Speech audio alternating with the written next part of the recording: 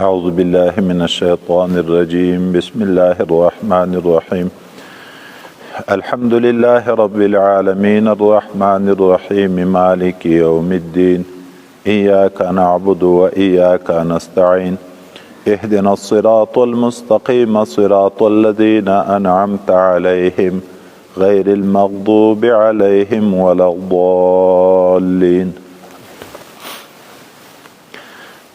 د سورة فاتحه مبارکه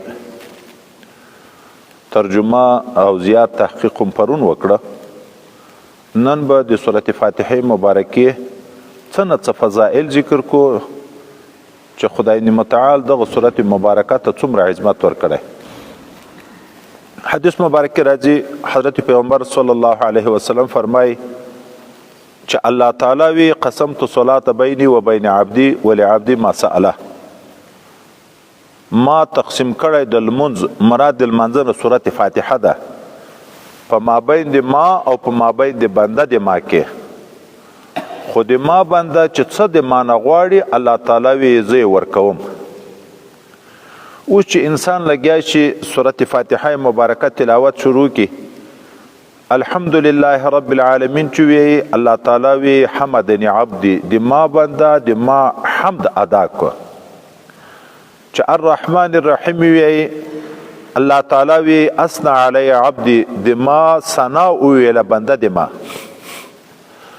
مالک یوم الدین چې وی الله تعالی وی مجدنی عبدی د ما لوی بیان کړه بنده د ما. تر دې ځای پورې د رب کریم د صفاتو بیان ده. ایاک نعبد و ایاک نستعین. الله تعالی وی دا د ما او د ما د بنده په مابین کې شریک ده. یو طرف ته د عبادت خبره ده، بل طرف ته د معاونت. اگر کا عبادت بنده کوي د الله د پاره، معاونت بنده غواړي د الله تعالی نه، خو دواړه دي پکې. لیکن په اول جز کې مقصود معبودیت رب کریم ده. ایاک نعبدو کې ځکه دا وی چې دا یو جز د ما ده، بیان د معبودیت رب ده. او په دا بل ځان کې بیان د احتیاج د عبد ده. خدای پاک زه تا ته محتاج یم، د تا نه معاونت غواړم. د دې نه بعد اهدنا الصراط المستقیم چې تر پایه پورې وی الله تعالی وی دا د ما د بنده حصه ده، دی چې څه غواړي زه یې ورکوم. موږ تاسو پرون ویلې موږ صراط مستقیم غواړو، د الله تعالی نه هدایت د صراط مستقیم غواړو، او د بیکارو خلکو نه د الله تعالی نه حفاظت غواړو چې د مغضوب علیهم او ضالین په ډله کې مرانه ولې. نو الله تعالی وی دی چې ما ته په اخلاص دا سوال کوي زه یې ورقبلوم. دوم حدیث مبارک کې د دې سورت مبارکه په باب کې راځي چې دا سورت فاتحه مبارکه د هر مرض د پاره شفا ده.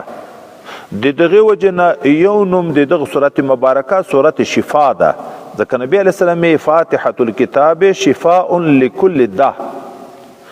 الحمدلله سورت فاتحه مبارکه دا شفا ده د هر مرض د پاره. دریم د دغه سورت مبارکه نوم رقیه دم. حدیث مبارک کې راځي د بخاری شریف په څو ځای کې راغلی. حضرت ابو سعید خدری رضی الله عنه موږ 10 نفر روانو په یو سفر باندې یو علاقې ته ورسېدو. هلته وږي شو، یو قوم پروت و، دغه خلکو نه مړۍ وغوښته، دوی مړۍ رانه کړه. بیا مو په هغه څنګ کې واړول. په دغه کلي کې د کلي مشر هغه چې شي وچیچو.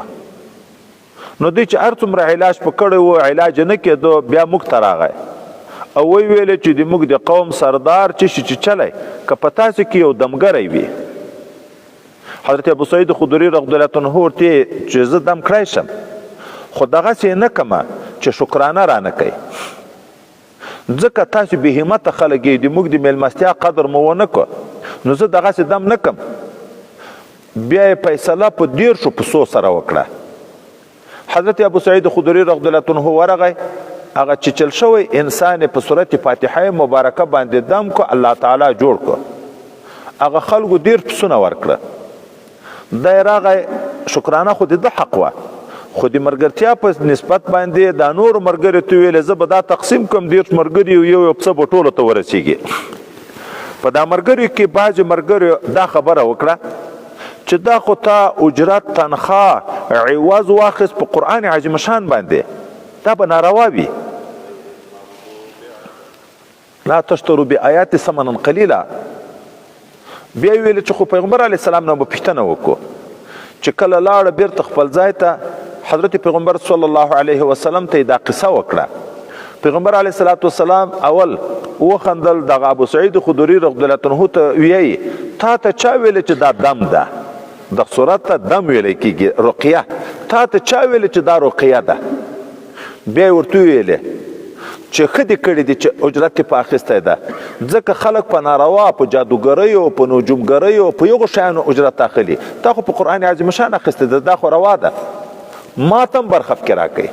د دې دپاره چې شک چاته پیدا نه شي چې اجرت شکرانه اخیستل دا جایز ده.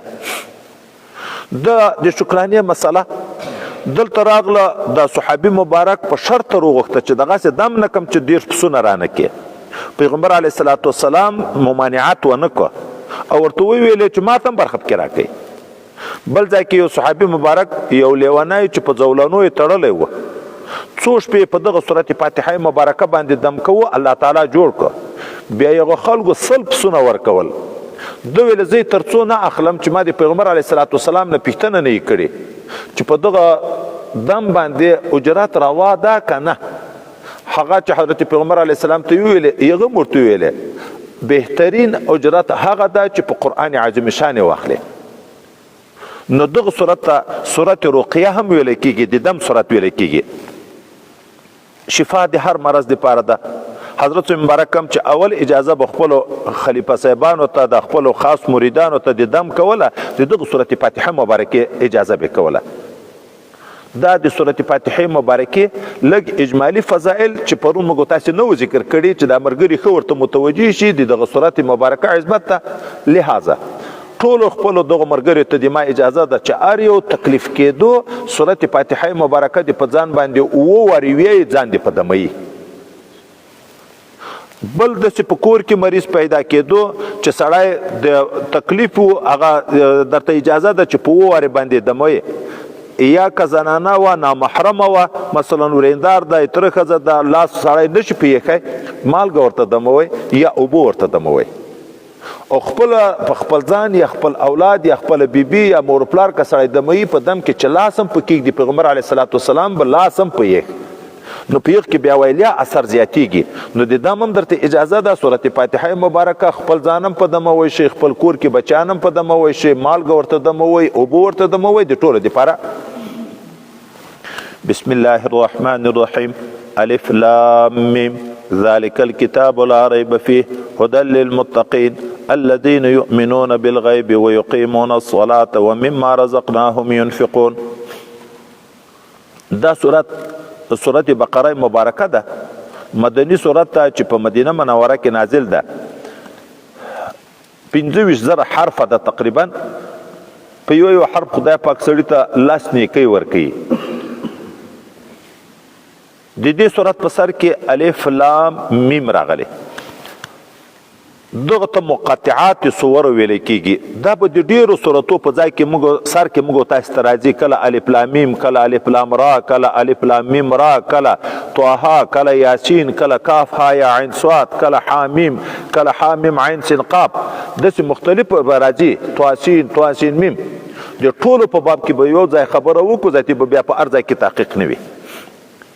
د دې سورت مبارکه په سر کې چې دا کوم حروف راغلي دي، مختار قول د جمهور علماو دا ده چې دا د متشابهاتو د جملې نه ده، د هر چا کار نه ده چې په دغه کې تحقیق کوي. سیدنا ابو بکر صدیق رضی الله تعالی عنه وی د هر کتاب اسرار لري، د دغه قرآن اسرار خدای پاک په دغه مقطعاتو د سورو کې دي. دا پټ اسرار دي په مابین د الله تعالی او په مابین د رسول الله کې. حضرت عمر فاروق رضی الله تعالی عنہ، حضرت عثمان ذی نورین رضی الله تعالی عنہ، حضرت علی مرتضی رضی الله تعالی عنہ، حضرت ابن مسعود رضی الله تعالی عنہ. دا بیا وی د هر کتاب یو خلاص مغز وی، صفوا او مغز د دغه قرآن عظیم شان په دغه مقطعاتو د دغه سوره کې ده. او دا اسرار دی په مابین د الله او د رسول الله کې الله علم په دې باندې رسول الله ته ورکړی او هغه چاته چې تابع تام دی رسول الله صلی الله علیه وسلم یغو ته خدای دې متعال علم په ورکړی عام خلکو ته په دغه باندې علم نشته هغه آیات مبارکه چې د متشابهات په باب کې چې راغلی ده چې لا وما يعلم تاويله الا الله بیا راځي والراسخون في العلم دلته په وقف کې اختلاف شته یو قول دا ده چې الله علم په لري او راسخین په العلم دغه علم په لري د عام خلکو نه ده سیدنا حضرت ابن عباس رضی الله تعالی عنہ فرمای زل جمله دی هغه راسخین په العلم نه يم چې خدای متعال ماته په دغه متشابهات د قران عظیم شان باندې علم را کړی دا صحابي حضرت مجاهد چې تابعی ده او بهترین مفسر ده هغه وی چې زل جمله دغه راسخین نه يم چې الله تعالی ماته په دغه متشابهات د قران په دغه اسرار باندې علم را کړی حضرت مجدد الفسانی قدس الله سره وی چې زه د هغه خلکو د جملې نه يم چې رب کریم ماته په دغه اسرار د قران عظیم شان باندې علم را کړی خو او یو خبر به یاد لرو دا چې اسرار دي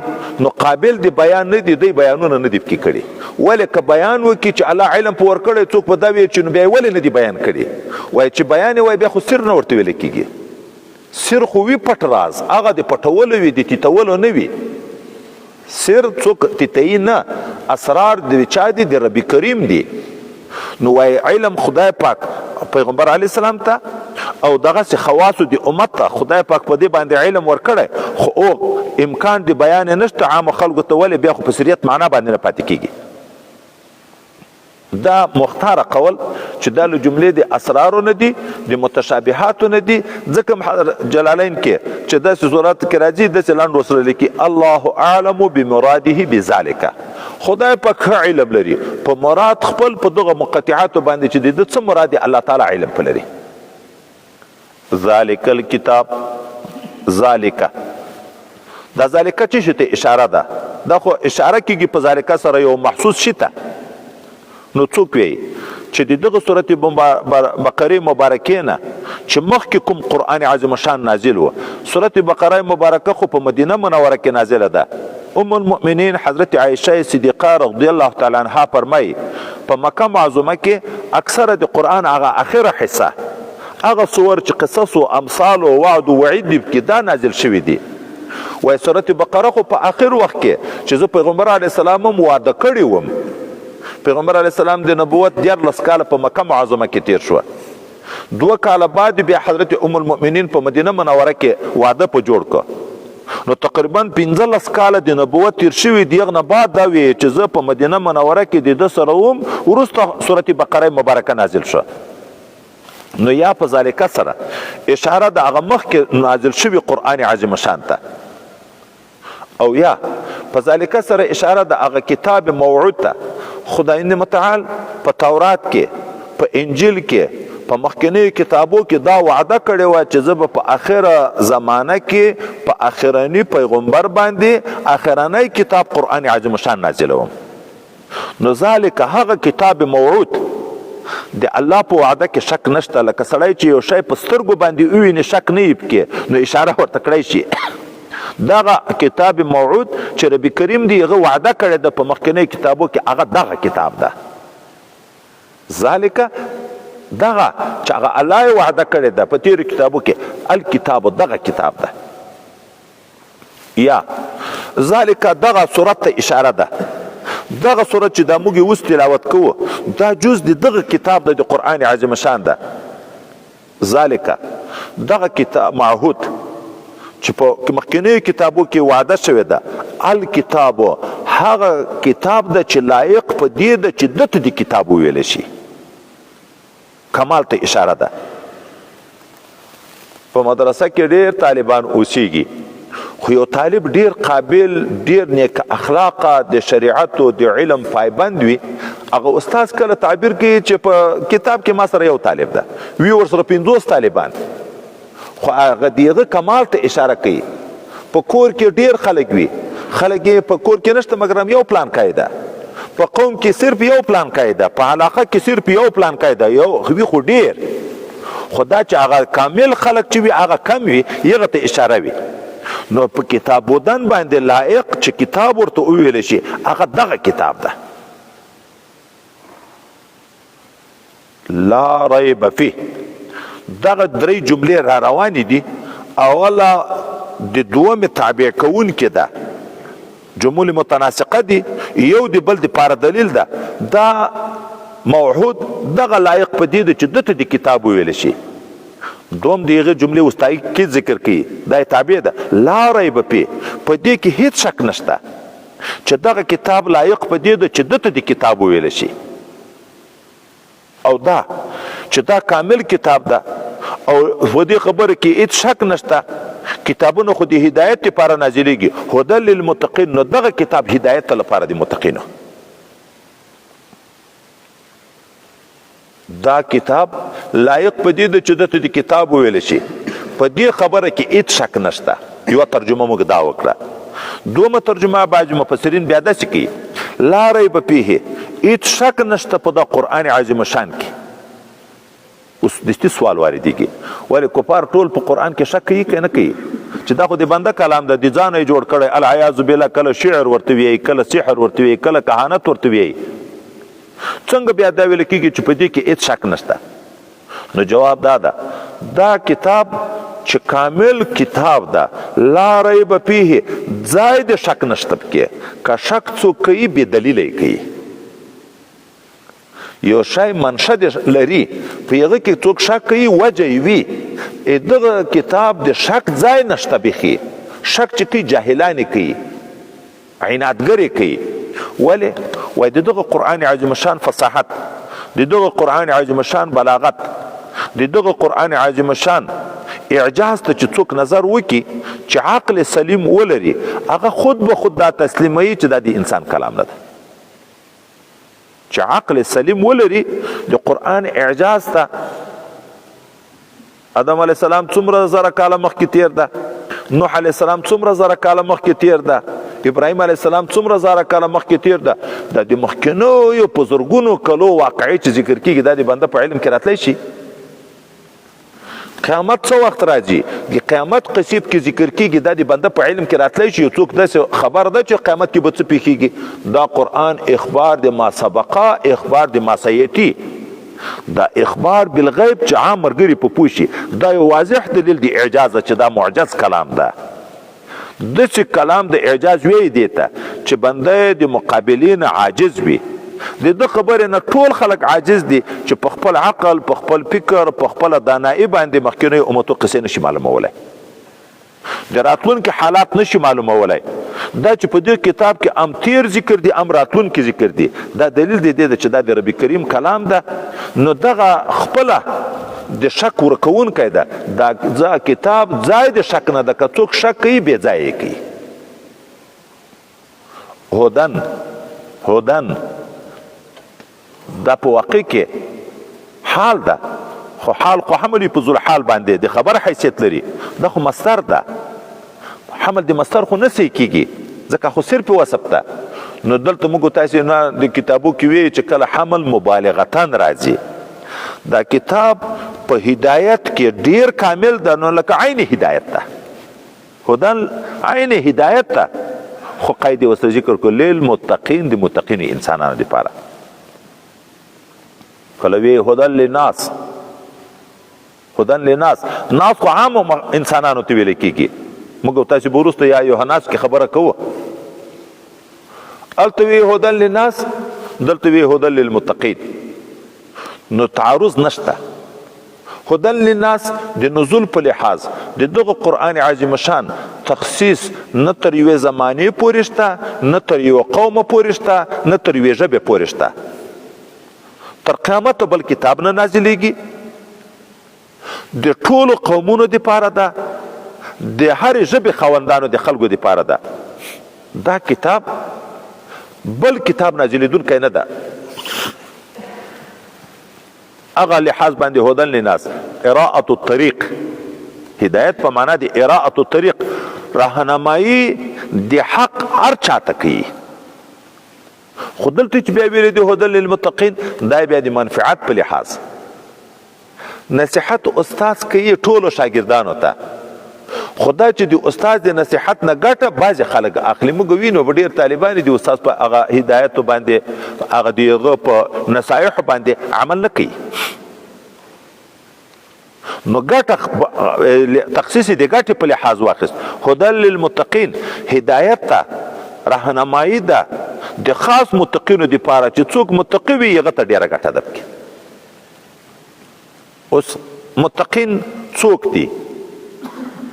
د تقوا څو مرحلې دي.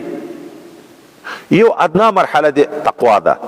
کومه تقوا ده چې د ابدي جهنم نه سړی ځان بچ کی، هغه په ایمان راځي. که ایمان سړی رانوړي په کفر کې خدای نه خسته مړ شي، اب ټول عمر په جهنم کې دیغ بیا وتل نشته.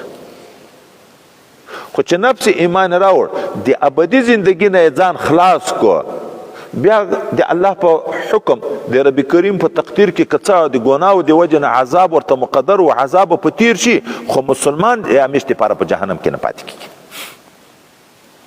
دا ادنا مرحله ده د تقوا. متوسطه مرحله د تقوا هغه دا ده چې د کبائرو نه ځان ساتي او د اصرار علی الصغائر نه ځان ساتي. یو کبیره ګناه دی، یو صغیری گناه دی. کبیره گناه نفس کړن لوی جرم ده، هلاکت ده، لوی خطر ده، موجب د جهنم ګرځي. که الله رحم وکړي خو ځان ته خبره ده، که نه خپله ګناه کبیره سبب د جهنم ده. او صغیره گناه دا په نیکو اعمالو ختمیږي، لیکن که څوک په صغیره گناه دوام کوي، همیشه کوي، بیا کبیره تر جوړیږي. نو د متوسطه مرحله د تقوا ده چې د کبائرو نم ځان وساتي او د دوام علی الصغائر نم ځان وساتي. لکه حضرت پیغمبر صلی الله علیه وسلم ته صحابي مبارک وی چې کله د چا نظر بے پامه په پردی ښځه باندې ولګیږي، نبی علیہ السلام ورته لکل اولا، دا یو ور نظر چې ناڅاپه ولګیدو په ښځه باندې، دا الله درته معاف کوي، اختیار دی نه و.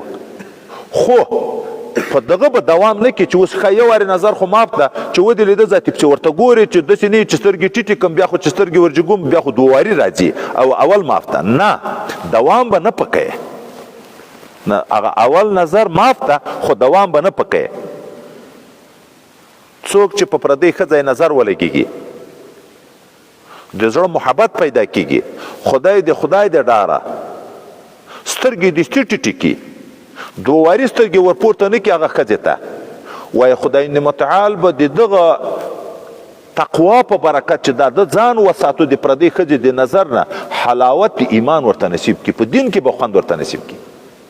نن د موږ عامه مسلمانانو په دین کې په اطاعاتو کې په ذکر کې حلاوت نشته، ذوق نشته، خوند نشته، عبادات دې موږ په تکلیف باندې دي. وجه دا ده چې موږ د ګناهو نه ځان نه ساتو.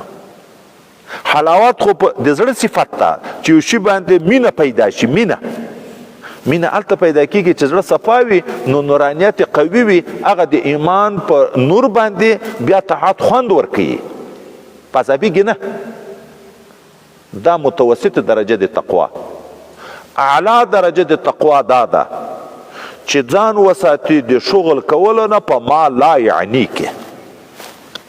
دا د موږ او تاسې عام مسلمانان اکثر اوقات په مجلسو وخت تېروو، نه دینی مشوره وي، مکالمه وي، درس و تدریس وي، نه د دنیا په باب یو ښه مقصد وي چې د یو دنیا دپاره تدبیر جوړیږي، صرف مجلس جوړول دي.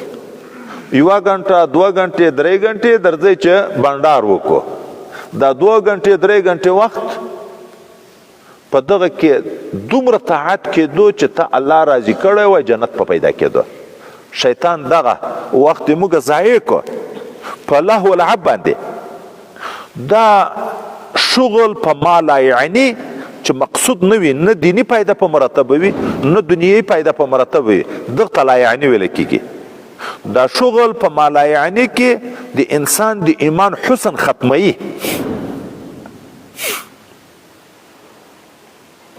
دغه یو پله داسې خلاصه پرېږدي ذاتي بدربی نه کړي.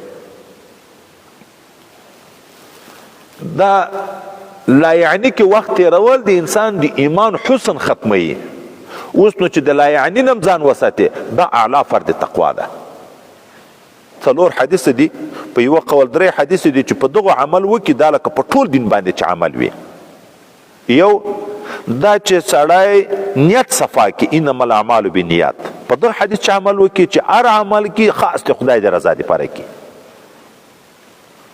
دوم نبی علیہ السلام حلالم کار دي حرامم کار دي، په مابین کې شبهناک شیان دي چې د شبهناکو شیانو نه ځان وساتي، عزت او ابرو خپل ایمان به وساتي. او ګناو ته په سړی ورنږدې کېږي نه. هر څوک یو پاچا چمن لري، یغه چمن ته چې څوک مال ورنږدې کی تر ورګډېږي بیا اخر سبب د سزا ګرځي. نو ویښار هغه د چې هغه پردي چمن ته مال بیخي ورنږدې نه کی. او حماد الله په مخدمده کې ګناوي دي، لکه د پاچایانو خپل خپل محلونه وي دیغه چراګاو حفاظت کی. الله موږ د ګناو نه منې کړي، حماد الله تعالی دا ګناوي دي. اوس ګنا ته به ورنږدې کېږي نه، شبهناک شیان نږدې کت ته ګنا ته چې سړی ګنا ته ورنږدې شو بیا عین په ګنا کې واقع کېږي. ځکه موږ ته رب کریم لا تقربوا الزنا، زنا ته ورنږدې کېږه ما ګورې داسې نه وي لا تزنو زنا مه که، ورنږدې کېږه ما پردۍ ښځې ته ګوره ما، پردۍ ښځې سره خبرې مه کوه، پردۍ ښځې سره ستړې مشې مه کوه، د پردۍ ښځې سره په کوټه کې مه ګوښی کېږه، د پردۍ ښځې سره په لیار کې مه ګوښی، او ښځې ته دا سړی نه ښایسته کوي په نظر کې د دې په زنا سره ګرفتاره کوي. اوس نو په دغه حدیث چې عمل وشي. دریم من حسن اسلام المرء ترکه ما لا یعنی، د انسان د ایمان د ښایست نه دا ده چې لا یعنی کارونه ځان وساتي، وخت ضایع نه کړي. اوس نو اعلی پر د تقوا دا ده چې اوقات ضایع نه شي. لکه پرون ما د دوام د ذکر خبره درته وکړه چې اوقات ټول د خدای پاک سره په تعلق کې سړی تیر کړي. دغسې ناستې مجلس کې یا تلاوت وکړه یا زړه کې ذکر وکړه، په یوه سبحان الله باندې نبی علیه الصلاة والسلام وی چې د جنت مځکه اوار میدان ده، ډېره خوږه مځکه ده، نیالګي ذکر ده، ته ذکر کوه هلته نیالګي درته شنه کېږي، باغ درته جوړېږي. هدی للمتقین دغه قرآن عظیم شان هدایت د متقینو دپاره. اوس نو متقین چې په دغه تقسیم 3 قسمه شوه، دا ګټه هم 3 قسمه ده چې په چا کې څومره تقوا زیاتیږي هغه ته د قرآن ګټه ډیره رسیږي. دلته رب کریم خپل د متقینو تعریف کوي، تفسیر کوي. قرآن عظیم شان هدایت د متقینو دپاره. متقین څوک دي؟ اوس خپل خدای پاک راته تعریف کوي. الذين يؤمنون بالغیب ويقيمون الصلاة ومما رزقناهم ينفقون. خو په دغه تفسیر کې اول چې په دې پوه شو رب کریم په اصولو د دین باندې اکتفا کړې ده. هغه غټ غټ شیان دین احکام خو نورم شته، خو په اعتقادیاتو کې بنیاد ایمان ده. اول د ایمان خبره ذکر کړه. بیا عبادات بدنی دي. په ټولو عبادات بدنیو کې عمده او اصل هغه لمونځ ده. بیا عبادات مالی دي. په ټولو عبادات مالیو کې عمده او اصل زکات ده. لکه نبی کریم صلی الله علیه وسلم د لمانځه په باب کې راځي چې لمونځ عماد الدین، د دین ستنه ده. چا که لمونځ کو د دغه سړي دین خوندي ده، که لمونځ یې پرېښی لکه د ده خیمه ړنګه شوه، دین یې ړنګ شو. او د زکات په باب کې ویل شوي دي چې زکات قنطرة الاسلام، دا یو پل د جنت ته په ځي. نو چې دا موجود وي جنت ته سړی پتلی شي.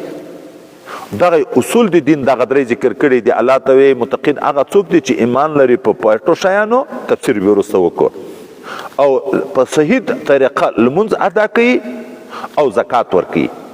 وای نور عبادات داسې نه چې نور نه کوي بیا متقی ورته ویل کېږي. خو روژه به هم نیسي، حج به هم کوي، واجبي امور به هم کوي لکه قرباني او سرسایه او دا سنت او نفلي به هم کوي، خو چې څومره ډېر نیک اعمال کوي او د ګناهو نه به هم د ټولو نه ځان ساتي. اوس په تفسیر کې اول ویلې متقین هغه څوک دی چې ایمان لري بالغیب. بالغیب څه معنا؟ دغه 2 معنا دي.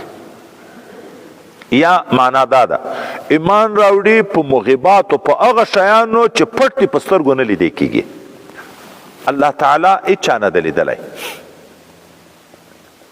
صفات مبارکه الله تعالی نه په سترګو لیدل کیږي نه په غوږو اورېدل کیږي. هیچا نه دی لیدلی. د قیامت ورځ چا نه دی لیدلی. جنت و دوزخ چا نه دی لیدلی. پولیسورات چا نه دی لیدلی. رسولان چا نه دی لیدلی. مخکینی کتابونو نزول هغه چا نه دی لیدلی. ملائکه چا نه دی لیدلی. دا د امنتو بالله اجزا، دا د امنتو بالله اجزا. خو الله ویلی دی، رسول الله موږ ته بیان کړی، مؤمن هغه ده چې د الله او د رسول په خبر کې شک نه کوي. نه مې دی لیدلی، نه مو دی لیدلی، خو الله راته ویلی دی چې شته. پیغمبر علیه السلام راته ویلی دی چې شته. نو متقی انسان هغه ده چې په هغه شیانو ایمان راوړي چې لیدلی نه دي. ایمان معتبرم ایمان بالغیب ده. ولې چې په ورځ د قیامت نه مخکې د قیامت په هغه غټو علامو کې یوه علامه دا ده، دغه لمر چې مغرب ته لویږي یو وخت به داسې راځي چې دا لمر به بیرته راګرځي. دا لمر چې بیرته راوګرځي ټول دنیا کې څومره کفار دي ټول به کلمه ووایي، خو ایمان ذاتي نه قبلېږي. ولې وایي ایمان بالغیب ختم شو، اوس خو ایمان بالمشاهده شو. د قیامت علامه دې په سترګو ولده. په داسې وخت کې بیا نه ایمان قبلېږي نه په داسې وخت کې توبه قبلېږي. یا لکه وایي د ذلقدن وخت چې ملائکه د عذاب خبرې ورته شروع کی، نیک عملو انسانانو ته زیری ورکوي، بد عملو انسانانو ته د عذاب خبرې شروع کی. دی په دغه وخت کې و پوه شي چې هغه الله او رسول چې څه ویلي و، علماو چې راته بیانول حق و، خو توبه به باسي دغه وخت کې ذاتي توبه نه قبلېږي. چې عذاب ملائکې په سترګو ولیدې، خبرې یې واورېدې، هلته بیا ایمان نه قبلېږي. دومه معنا دا ده ایمان لري بالغیب. بالغیب دا معنا په حالت غیبوبت کې داسې نه لکه منافقین چې وروسته حال را روان ده چې مسلمانانو په مجلس کې به کېناستو موږ هم ایمان لرو، خو چې بیرته به د مسلمانانو نه لاړ غایب به شوه بیا به بیرته ویلې موږ کافران یو. هغه خپلو مشرانو ته چې سبق دستي نږدې کې را روان ده. د پټو د ښکاره فرق به نه وي. متقي هغه انسان ده چې ایمان لري که علما یا د وخت نبی موجود وي د ده په موجودګۍ کې او د ده په غیبوبات کې که حاضر وي که غایب وي، په هر حال کې د ایمان لري. یؤمنون بالغیب. دوم صفت د اعمالو شروع کیږي د عقیدې. متقین هغه څوک دي یقیمون الصلاة چې د ټولو حقوقو سره سم ادا کوي لمونځ. اقامت په واقع کې د لغت په لحاظ سیده درېدن ته ویل کېږي. دا کومه ستن چې سیده ولاړی چې هېڅ کوږوالی نه وي، پکې دغتې اقامت ویل کېږي. نو لمونځ کې چې څومره قرآن عظیم شان موږ وګورو، یا به امر وي اقیموا الصلاة، یا به حکایت وي یقیمون الصلاة، مقیمین الصلاة، د اقامت ماده به ورسره ذکر کېږي. نو الله هغه لمونځ قبلوي، موږ نه هغه لمونځ غواړي چې ظاهري او باطني ټول حقوق کې لحاظ شوي وي. د فقه احکام لکه فرض، واجب، سنت، مستحب دا به پکې وي، ورسره به د فساد نه د مکروه نه ساتلي وي. هم د عقیدې په لحاظ په زړه کې به خشوع عاجزي موجوده وي، د الله تعالی طرف ته به التجا تامه موجوده وي. نو په زړه کې به حضور وي، خشوع عاجزي به وي، ظاهر به ټول د فقه په احکامو برابر وي. دغه لمونځ ویل کېږي. نو متقین انسانان دا دي چې داسې کامل لمونځ کوي. دریم متقین انسانان هغه دي چې دوی د هغه مال نه و مما رزقناهم، د هغه مال نه چې ما ورکړی چې کوي ينفقون لګوي د خیر په لار کې. اوس اولا الله انسان ته تنبیه ورکړه چې دا دنیا تا خپله نه ده ډیره کړې، تا خپله نه ده ګټلې، دا ما در کړې. موږ د کفارو خو خیال دا ده چې دنیا زه ګټم، هغه په الله اعتقاد نه لري، ځکه دوی کوشش کوي د دنیا په حصول کې بیکاره نه کینی. شپه ورځ یې وکړې ده چې ولې چې کینې بیا به څه خورې، لن تعبیر کوي چې بیا به څه خورې، نوکري به کوې، تعلیم به کوې، تجارت به کوې، کاروبار به کوې، که نه بیا به څه خورې. ما دومره خوارۍ کړي، دا تعبیر هم داسې کوي، ما دومره خوارۍ کړي خوښه خو مې نه ده پیدا کړې. او الله موږ ته وایي چې دنیا تاسو ته درکوي، الله یې درکوي، په خپله یې نشي ګټلی. غټ کاروبار شروع کړي چې کال وځي بیا په کروڑونو تاوانونه کړي. کم کاروبار شروع کړي چې کال وځي ډېر په لکونه یې ګټلي. خو معلومیږي چې ورکړه د الله په اراده، د الله تعالی په اختیار کې ده، په خپل عقل، په خپل فکر، په خپل تعلیم، په خپل دانایي، په دغو باندې نه ده. بل ځای کې الله تعالی وي وابتغ فیما اتاک الله الدار الاخره، طلب که ای بنده په هغه مال کې چې الله درکړی آخرت درته وغواړه. هلته هم تنبیه ده په دې چې درکړی الله ده، خو بیرته الله په راضي که ورکوي الله، خو امتحان ده. یوه ته یې نه ورکوي مسکین کړی ده، بل ته یې ډېر ورکړی ده چې ودرې مسکین په مسکنت صبر کي که نه، موړ په مالداري کې شکر ادا کوي که نه. یو په بل باندې امتحانات دي. هغه مسکین هم د الله بنده ده، تم د الله بنده یې، تا ته دنیا درکړې، که ته د خپله دنیا مسکین ته ورکړې چې دا د الله بنده ده، الله داسې په خوشحاله کېږي چې لکه د چا د اولادې سره چې ښه وکړي. پلار په خوشحاله کېږي که نه خوشحاله کېږي؟ الله تعالی تر دغه ډېر په خوشحاله کېږي، ځکه رب کریم په خپل مخلوق باندې تر مور و پلار 100 چنده زیات مهربانه ده. او د هغه مال نه چې ما دوی ته ورکړی دی لګوي د خیر په لار کې. دلته وایي 2 تعبیره دي، یا هغه اعلی پر د انفاق تر مراد ده چې زکات ده، لکه مخکې لمونځ د لمانځه نم اعلی پر چې فرض ده، د دغه نم انفاق نم اعلی پر چې زکات ده، یا دا تر مراد ده. او یا وایي د خیر ټولې لارې، فرض، واجب، سنت و مستحب، ټول د خیر لارې دي که نه دي؟ د هغه مال نه چې ما ورکړی لګوي د خیر په لار کې، خیر وایي ذات عام ده، که فرضي وي، که واجبي وي، او که نفلي وي. دا متقین دي. دوم په عطب سره ذکر کوي، متقین یوه ډله دغه ده. دوم هغه انسانان دي د نبی علیه السلام په وخت کې کفار 2 قسمه وو. مشرکین چې مخکې کتاب دی نه درلود، د یو خاص رسول متابعت یې نه کوه. دوم اهل کتاب چې یهود و نصارا دي.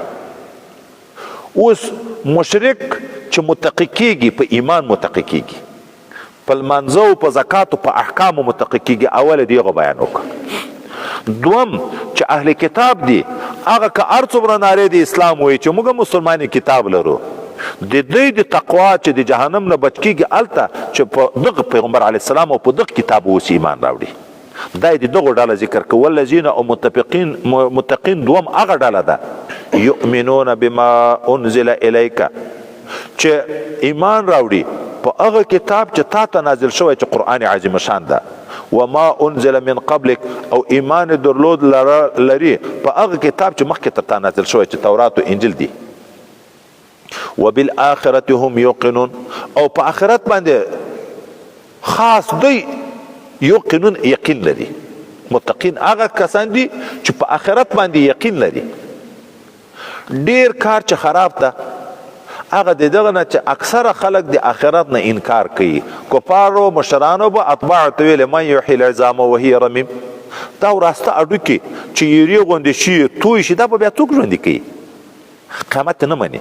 او په دغه باندې علم نه لري چې د اول چا پیدا دي، چې اول د خاورې نه پیدا ده، خو اډوکي د خاورې شي، خو بیرته د خاورې نه هغه ذات پیدا کوی شي چې هغه ولې پیدا ده. او د دنیا په فکر، د دنیا په نقشه دوواري پیدا کول جوړول د یو شي اسانه وي که اول؟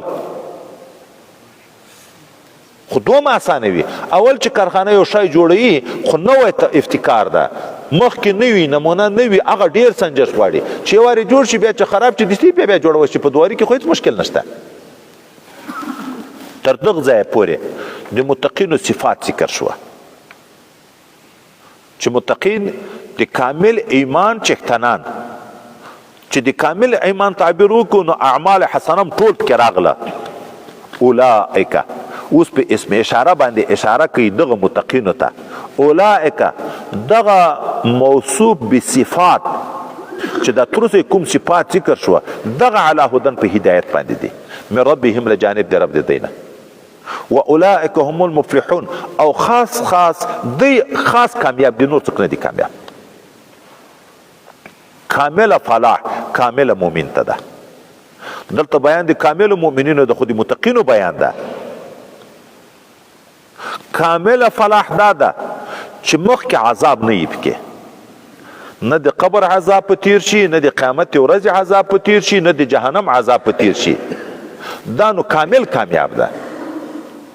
او دا چې که لږ لږ دربدرو بوب کې فلاح خو شته، اخر خو ځي جنت ته خو ځي، خو کامل فلاح نشته. ولې؟ خو یو وارې غمونه په تیریږي، دردونه او تکلیفونه په تیریږي. نو دغه متقین انسانان دا هغه د کامل فلاح خاوندان دي. ځکه د زرکدن په وخت کې دی ته زیری شروع شي لهم البشرا فی الحیات الدنیا و فی الاخره. څنګه زیری شروع شي؟ یا ایتها النفس المطمئنه ارجعي الى ربك راضیه مرضیه فادخلي فی عبادی وادخلي جنتی. اوس کوم شي صفات چې ډیر ذکر شي هغه شی وای داسې شي لکه په سترګو چې لیدی کېږي. نو چې داسې شو چې لکه په سترګو لیدی کېږي نو په اسم اشاره ورته صحیح کېږي. لکه مخکې ذالکه چې مخکې ویلې د الله په وعده کې هېڅ شک نشته، نو لکه په سترګو یې چې وینې ذالک الکتاب. اولئک دغه موصوف په صفاتو باندې دا لکه په سترګو چې لیدی کېږي دغه په هدایت دي. د دغه متقینو نه سوا چې نور دعوه د هدایت لري، که کافر وي خو بالکل هدایت نشته، که مسلمان وي دعوه د هدایت ځان دپاره لري، کامل هدایت د هغو دپاره نشته. ولې؟ خو ګناه و جرمونه مرمونه دا سلسله خو په هغو موجوده ده او کامله کامیابي هم دی ته ده. اصل فلاح دغته ویل کېږي چې سړی جنت ته داخل شي. دا دنیایي خلق چې کامیاب بولي دا کامیابي په واقع کې نه ده. د شریعت په اصطلاح فلاح چې استعمالیږي په قرآن عظیم شان کې هغه دغه فلاح ده چې سړی جنت ته داخل شي. لکه نبی کریم صلی الله علیه وسلم د یو قوم مشر چې د رسول الله صلی الله علیه وسلم د خط مبارکه بې عزتي وکړه چې د دعوت اسلام ورکړی و هغه وشکوه، نبی علیه السلام خیرا ورته وکړه الله د ده ملک ټوټې ټوټې کې. بیا خدای داسې په وکړه زوی جګ شو، پلار یې مردار کړه. خپلو وروڼو ته اراده وکړه هغه یې ټول مړه کړه. پلار چې پوه یو چې زوی خو مې وژني، د پلار په ښځه په مایره باندې مین و، هغه په د زهرو په بوتل ولیکل الدواء النافع للجماع. دغه دوا د جماع دپاره ډېره ګټمنه ده. یو څو میاشتې بعد زوی چې جګ شو، شروې چې هلته در انوارۍ را خلاصه کړه، د پلار په انوارۍ کې دوایي چې ولې د دی هو عیش پرسته زاني و بد عمله و چې دغه ګناه زنا وته لکه نن سبا چې بدبخت انسانان شراب ورته چکي. زهر یې په سر پورته کړه، خدای دې هغه نه مردار کړ. په خاندان کې د دې نر نشو پاتې، بیا د یو جنکۍ د خاندان هغه پاچا مقرره کړه. چې پیغمبر علیه السلام خبر شو نو ویل لن یفلح قوم، هیڅ وخت به کامیاب نشي هغه قوم ولو امرهم الی امراتین چې کارونه ښځو ته وسپارل. هلته څوک اعتراض کوي ولې دنیا کې غټ غټ وزیر اعظم یې ښځې تېرې شوي دي، صدران یې تېرې شوي دي، ښه کامیاب حکومتونه یې کړي دي. نو جواب دا ده چې د شریعت په اصطلاح نه دي خبر چې دا خلک څوک کوي. د شریعت په اصطلاح فلاح دغته وي چې جنت ته داخل شي. د دنیا ډګریو ته فلاح نه ویل کېږي. نو د دغه متقینو دپاره زیری د جنت ته دا په واقع کې اولئک هم المفلحون چې وویلې دا وایي زیری د جنت ته چې دا به جنت ته داخلیږي. د دنیا خلک په عمومي توګه باندې په دریو نامه باندې چې یو د خدای پاک دوستان دي، مؤمنین رتبې متفاوتې دي، دوم ښکاره کافران دي، دریم منافقین دي. اول د خالصو مسلمانانو بیان وشو، اوس د خالص کافر بیان کیږي چې په کفر کې هیڅ شک و شبهه نشته. وروسته بیا د دغه منافقینو چې په خوله د اسلام نارې وایي او په زړه کې کافر وي د هغو بیان کیږي. ان الذین کفروا، بېشک هغه کسان چې کافران شوي دي، سواء علیهم برابر خبره ده په دی باندې انذرتهم که ته دوی وډار کې د جهنم نه ام لم تنذرهم که دوی ته ونه ډار کې څه شی په دی برابره ده لا یؤمنون ایمان نه راوړي. انذارک وعدم انذارک مستوین علیهم، د تا ویرول د تا نه ویرول په دی برابر دي، ایمان نه راوړي. دیوال ته غږېږه څه فایده؟ ولې وجه وروسته ذکر کې ختم الله علی قلوبهم مهر ویلی د خدای پاک د دوی په زړو باندې وعلى سمعهم او مهر ویلی د خدای پاک د دوی په غوږو باندې وعلى ابصارهم غشاوه په سترګو یې پردې دي. سړی چې لیار پیدا کوي هلته پیدا کوي چې یا د کامل عقل خاوند وي ټیټ او جګه پیژني یا غوږ کار کوي د بل خبره اوري دی روان ده تیاره ده ځای درک نه ورته لګېږي لویږي بل غږ په وکړي چې لویږي ځان بچ کړي یا خپله سترګې بیناوي په خپلو سترګو باندې کړی وویني ځان بچ کړي چې چا عقل هم کار نه کوي د چا غوږونه هم اورېدن نه کوي د چا سترګې هم لیدن نه کوي او چې دغه باندې برنډې نه لویږي نو څنګه به ځان بچ کړي خو چې مخامخ روان دی ځي به لویږي به غر کېږي به دغه غر کېدن د کفارو هغه ځای ده چې جهنم ته به ځي ولهم عذاب عظیم د دوی دپاره سخت عذاب ده چې عذاب د جهنم د خدای پاک هم دې وساتي. اوس د زړو په باب کې وویلې چې په زړو یې مهر لګېدلی د غوږو په باب کې وویلې چې په غوږو یې مهر لګېدلی اما د سترګو په باب کې پرده وښوه ځکه عقل باندې چې کوم شی معلومیږي الیدل نه غواړي عقل په پټو شیانو کې هم چلیږي دا سوچونو فکرونه چې خلک کوي هغه شی موجود دی که نه موجود عقل فکر کار کوي او اوریدل چې ده دا یو طرف نه غواړي چې پرده ورته وینیسي دغه طرف نه هم اوري دغه طرف نه هم اوري دغه طرف نه هم اوري د شا نه هم اوري که د پاسه نه څوک غږېږي هم اوري که لاندې نه غږ کوي هم اوري. اوس نو د زړه چې خوله بنده شوه عقل باندې مهر ولګېدو تصورات ټول ختم شو غوږو باندې چې پرده ولګېده د هر طرف نه اورېدن ختم شوه نو د هدایت لارې په بندې شوې اما سترګې مخامخ شی ویني یو خوا بله خوا نه ویني نو دلته یې پرده ذکر کړه چې مخ ته یې پرده وي په سترګو نه هغه هم شي نه ویني. اوس دا چې الله تعالی د دوی په زړو مهر لګولی په غوږو یې مهر لګولی نه یې عقل کار کوي لهم قلوب لا یفقهون بها زړه لري خو کار فکر نه لري غوږونه لري لا یسمعون بها وروسته روان د صمون بکمون عمین سترګې لري خو لیدل نه پکوي نو څوک به دا خیال کوي چې بیا خو عاجز شو پاگل لیونای ته عقل نه لري ته ورته یې لمونځ وکړه هغه په دغه پوهېږي نه ړوند سترګې نه لري ته ورته یې ما کور ته مه راګوره دا خو د هغه قبیلې نه ګرځي تکلیف د عاجز خو ناروا ده نو یو وارې الله سترګو باندې په غوږو باندې په زړه باندې پردې ور اچولي دي مهرې په لګولی د هدایت لارې په باندې کړي دي او بیا ورته چې ایمان راوړه نو جواب دا ده چې دا ختم کله ذکر کیږي تبع کله ذکر کیږي قساوت کله ذکر کیږي ران زنګونه دا په واقع کې کنایه ده د دوی د کفر د دوی د بدو اعمالو نه خدای پاک هر انسان قابل د ایمان پیدا کړی عقل یې ورکړی سترګې یې ورکړي غوږونه یې ورکړي ژبه یې ورکړي حواس ظاهري او باطني یې ورکړي که دی صحیح استعمال کی ایمان ته رسیدی شي لمونځ و روژه و زکات و حج و احکام ځان ته معلوموی شي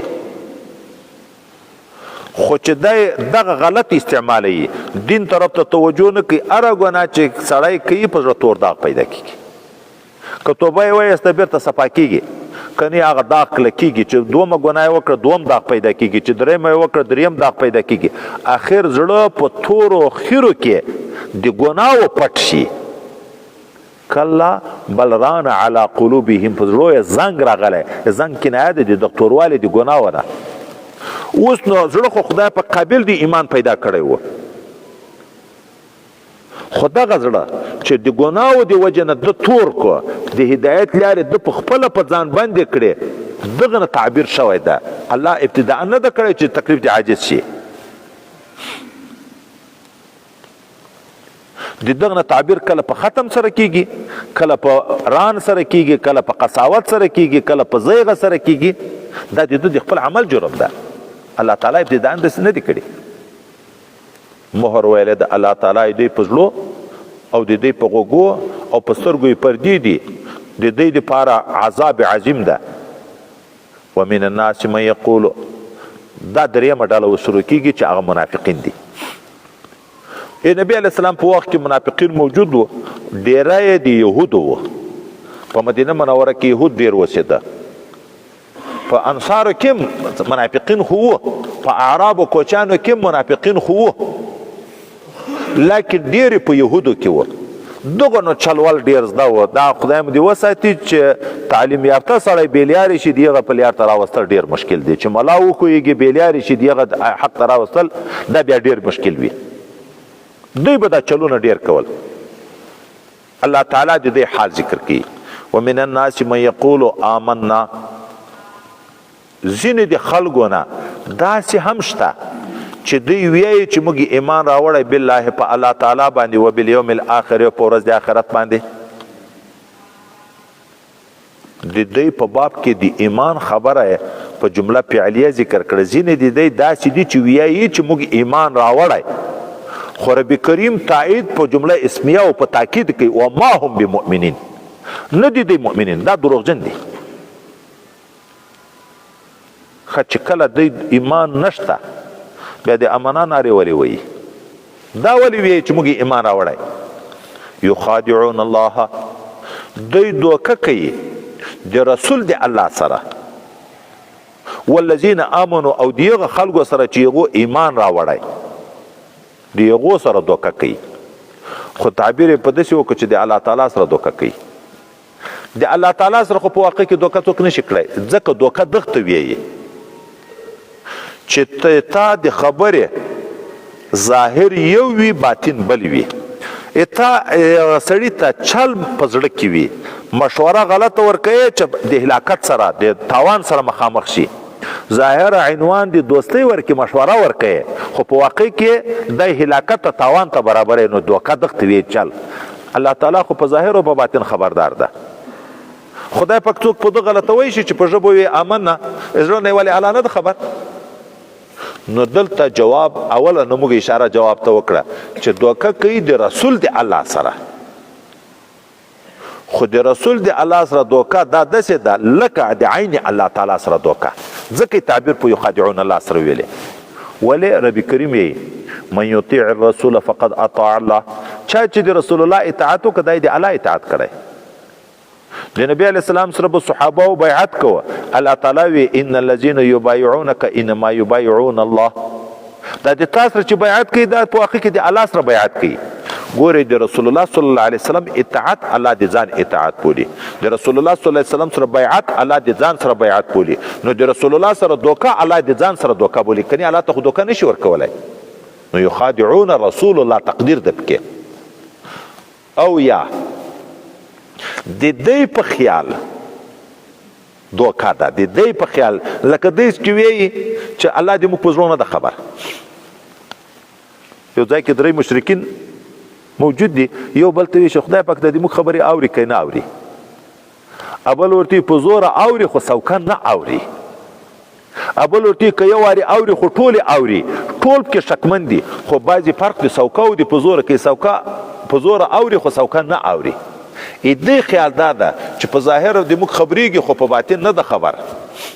نو لکه د الله سره چې دوکه کوي، دې خیال دا ده چې په دغه ایمان به زه بچ شم د جهنم نه، لکه الله ته به دوکه ورکم.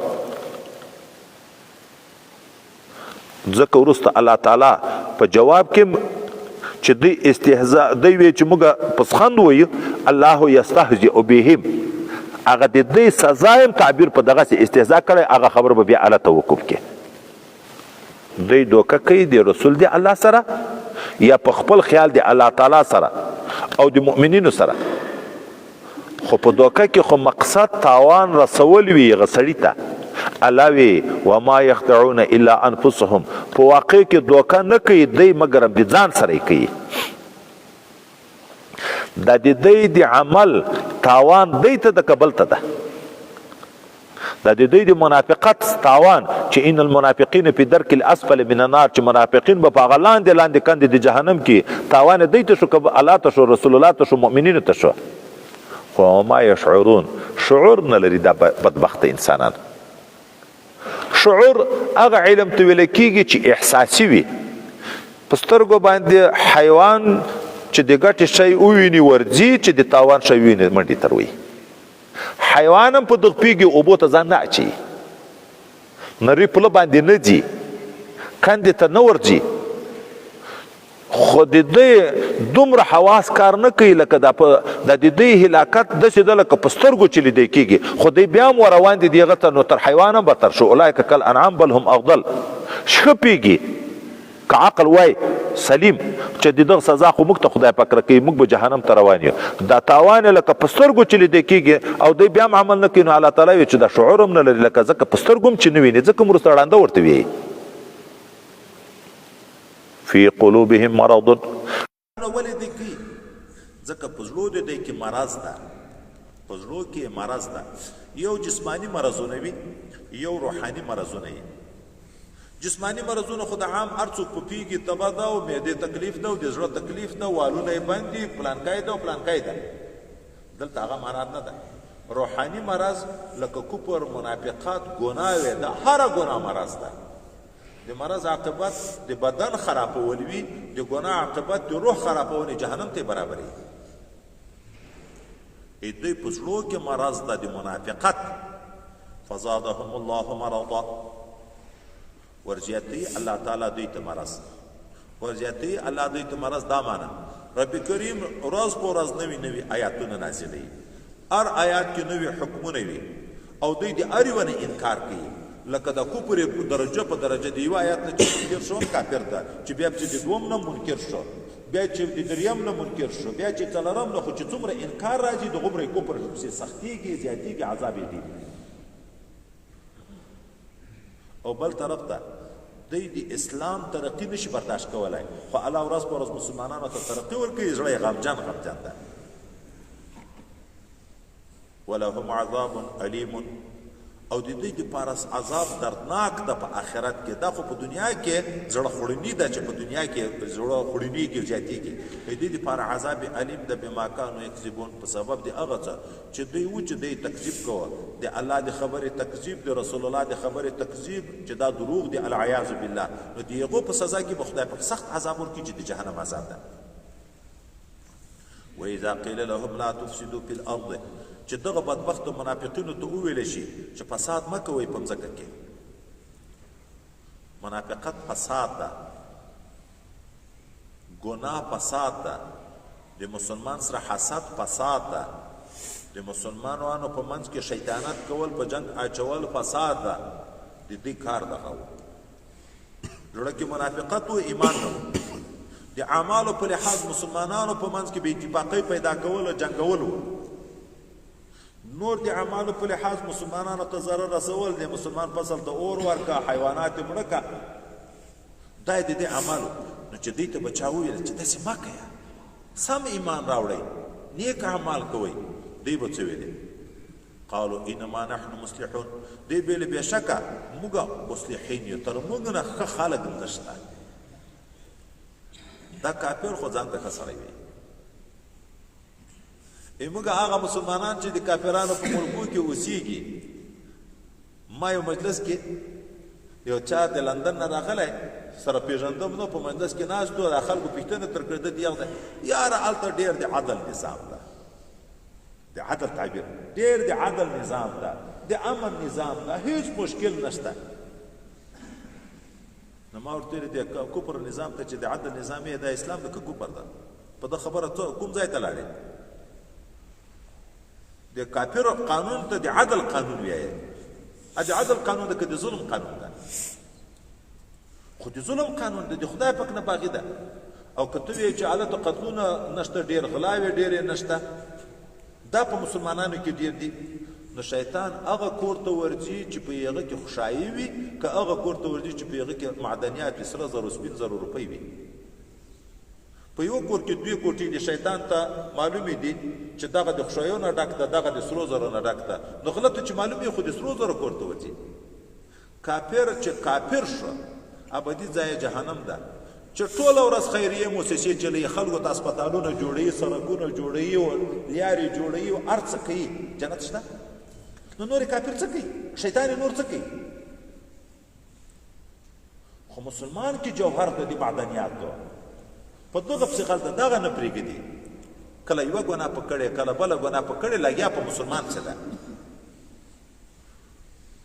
الا انهم هم المفسدون الله تعالی وی خبردار بېشکه دوی چې دي خاص دوی مفسدین دي په دومره ډېر تاکیداتو په دې رد کوي دوی ځان ته مصلح وي الله وی خبردار خاص دوی خاص مفسدین دي بل څوک نه دي دا د دوی فساد هم داسې ده لکه په سترګو چې لیدی کېږي خو یې دوی لکه سترګې چې کار نه کوي ولکن لا یشعرون شعور نه لري کنی په سترګو لیدلی شی خو حیوان هم د خیر و د شر معلوموی شي واذا قیل لهم آمنوا کما آمن الناس او کله چې دوی ته وویلی شي چې ایمان راوړئ لکه څرنګه چې خلکو ایمان راوړی د خلکو نه څوک مراد دي یا وایي متقین انسانان تر مراد دي داسې ایمان راوړی چې مخکې صفت کې اول متقین ذکر شوي یا عام مسلمانان چې په دعوه د ایمان کې رښتونی دي لکه په هغه وخت کې صحابه مبارکین چې ځان مال اولاد ټول په دین باندې قربان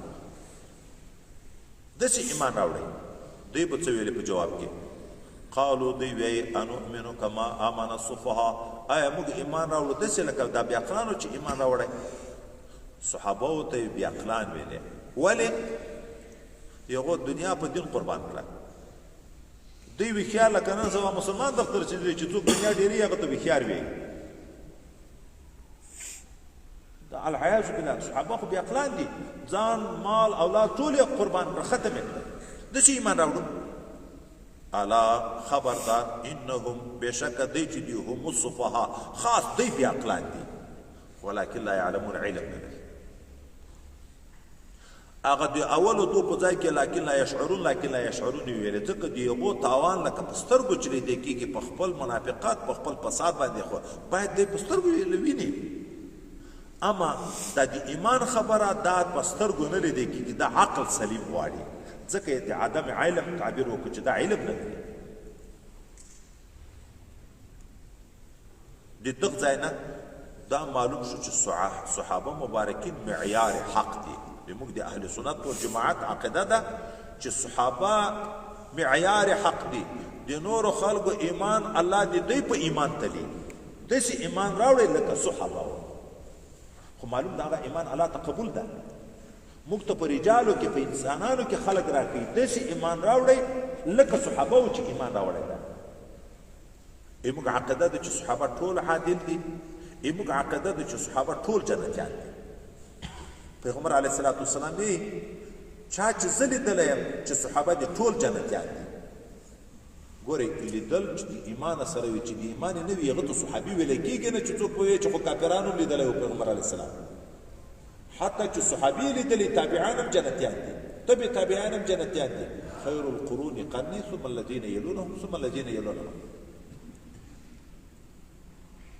واذا لقوا الذین آمنوا دغه بدبخت منافقین چې کله یو ځای شي د هغه خلکو سره چې هغو ایمان راوړی ده چې صحابه مبارکین دي قالو دوی وی آمنا موږ هم ایمان راوړی و اذا خلو الی شیاطینهم کله چې دوی بیا خپلو مشرانو ته لکه په یهودو کې 15 بدبخته مشرانو دي دی چې هغو ته ورګوښي شي قالو یهو ته بیا انا معکم ګورې هلته امنا جمله فعلیه ویلې مسلمان ته دلته جمله اسمیه وی په تاکید وی ځکه خو رښتیا کافران دي قالو ورته وی انا معکم بېشکه موږ د تاسې سره یو نو هغه بیا پوښتنه تر وکړي چې ښه چې یې د موږ سره د موږ په دین یې بیا دا د مسلمانو سره ولې ټیټو جیک کېږئ امنا امنا نارې ولې ویایې دوی څه وی انما نحن مستهزئون موږ بېشکه د مسلمانانو باندې پسخند ویونکي یو مسخرې پورې کوو الله تعالی بیا څه وی الله یستهزئ بهم خدای پاک په سزا د دې د استهزا ورکي د دې پسخند ورکي خدا د سزا نه هم تعبیر په استهزا وکړو مشاکلتا د دې عمل استهزا و الله د دې سزا نه تعبیر په استهزا وکړو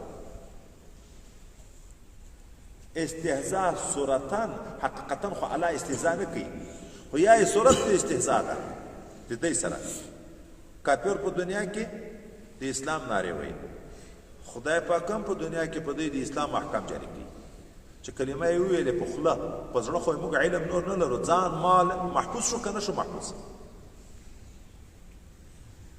الله هم داسې دوی ته لکه یو نوع اطمینان ورکړو چې بس ځان یې بچ شو مال یې بچ شو خو په قیامت کې معامله چې ده په ټول جهنم کې هغه لاندې طبقه د دی ده او یا استهزاء د رب یا دا د سزا دغه خلکو چې په دنیا کې د ایمان نارې ویلې چې ورځ د قیامت شي خدای پاک په دوی ته جنت ښکاره کړي وروانې کې د جنت په لوري ښه شوق پیدا شي خوشحاله شي چې جنت دروازې ته نږدې شي دروازه یې په بنده کې کشي کې جهنم ته لکه سړی چې په چا پسخند وي دوی په مسلمانانو پسخند وي الله تعالی د دوی سره هم دغسې معامله وکړه چې جنت په وویني یا لکه هغه بل روایت کې آیات کې چې راځي چې مسلمانانو نور دوی وویني نو دوی هم پسې روان شي په مسلمانانو پسې چې جنت ته نږدې کېږي مابین کې حجاب راشي باطن طرف ته رحمت او ظاهر د عذاب ده دی نارې کې مسلمان ته چې ودرېږي لږ نور به کم د تاسې دونه نه واخلو هغه ورته نور شاته د بیرته لاړ شه دنیا ته د زړه ایمان راوړه بیا به نور درته پیدا شي نو الله تعالی دوی سره سزا دغسې ورکوي لکه د استهزاء ویمدهم خدای پاک دوی ته اوږدوالی ورکوي فی طغیانهم موده ورکوي په طغیان سرکشي د دوی کې یعمهون حال دا چې دوی حیران حق و باطل یو ته د رقم نه ورته لګېږي خدای پاک ډیر حلیم او صابر ذات ده د کافر کفر ویني خو زر سزا نه ورکوي روزي هم چې ورکوي اولاد هم ورکوي قدرت هم ورکوي صحت هم ورکوي ځکه خو د دنیا ټوله زندګي دومره ده لکه په دریاب کې ګوته ټیټه کې ګوتې سره چې څومره لاندبال راغی دغومره خوشحالي دي دی نور صرف عذابونه دي د دې دپاره اولئک الذین اشتروا الضلالة دغه بدبختان هغه کسان دي چې غوره کړی دی د ځان دپاره ګمراهي بالهدا په مقابل د هدایت کې مخکې موږ ویلې هر انسان خدای په قابل د ایمان پیدا کړی کل مولود یولد علی الفطره خو ده د خپل استعداد بدل کړ د ایمان په ځای کفر غوره کړ نو لکه سودا یې وکړه ځان ته یې ګمراهي واخیسته ایمان یې پرېښی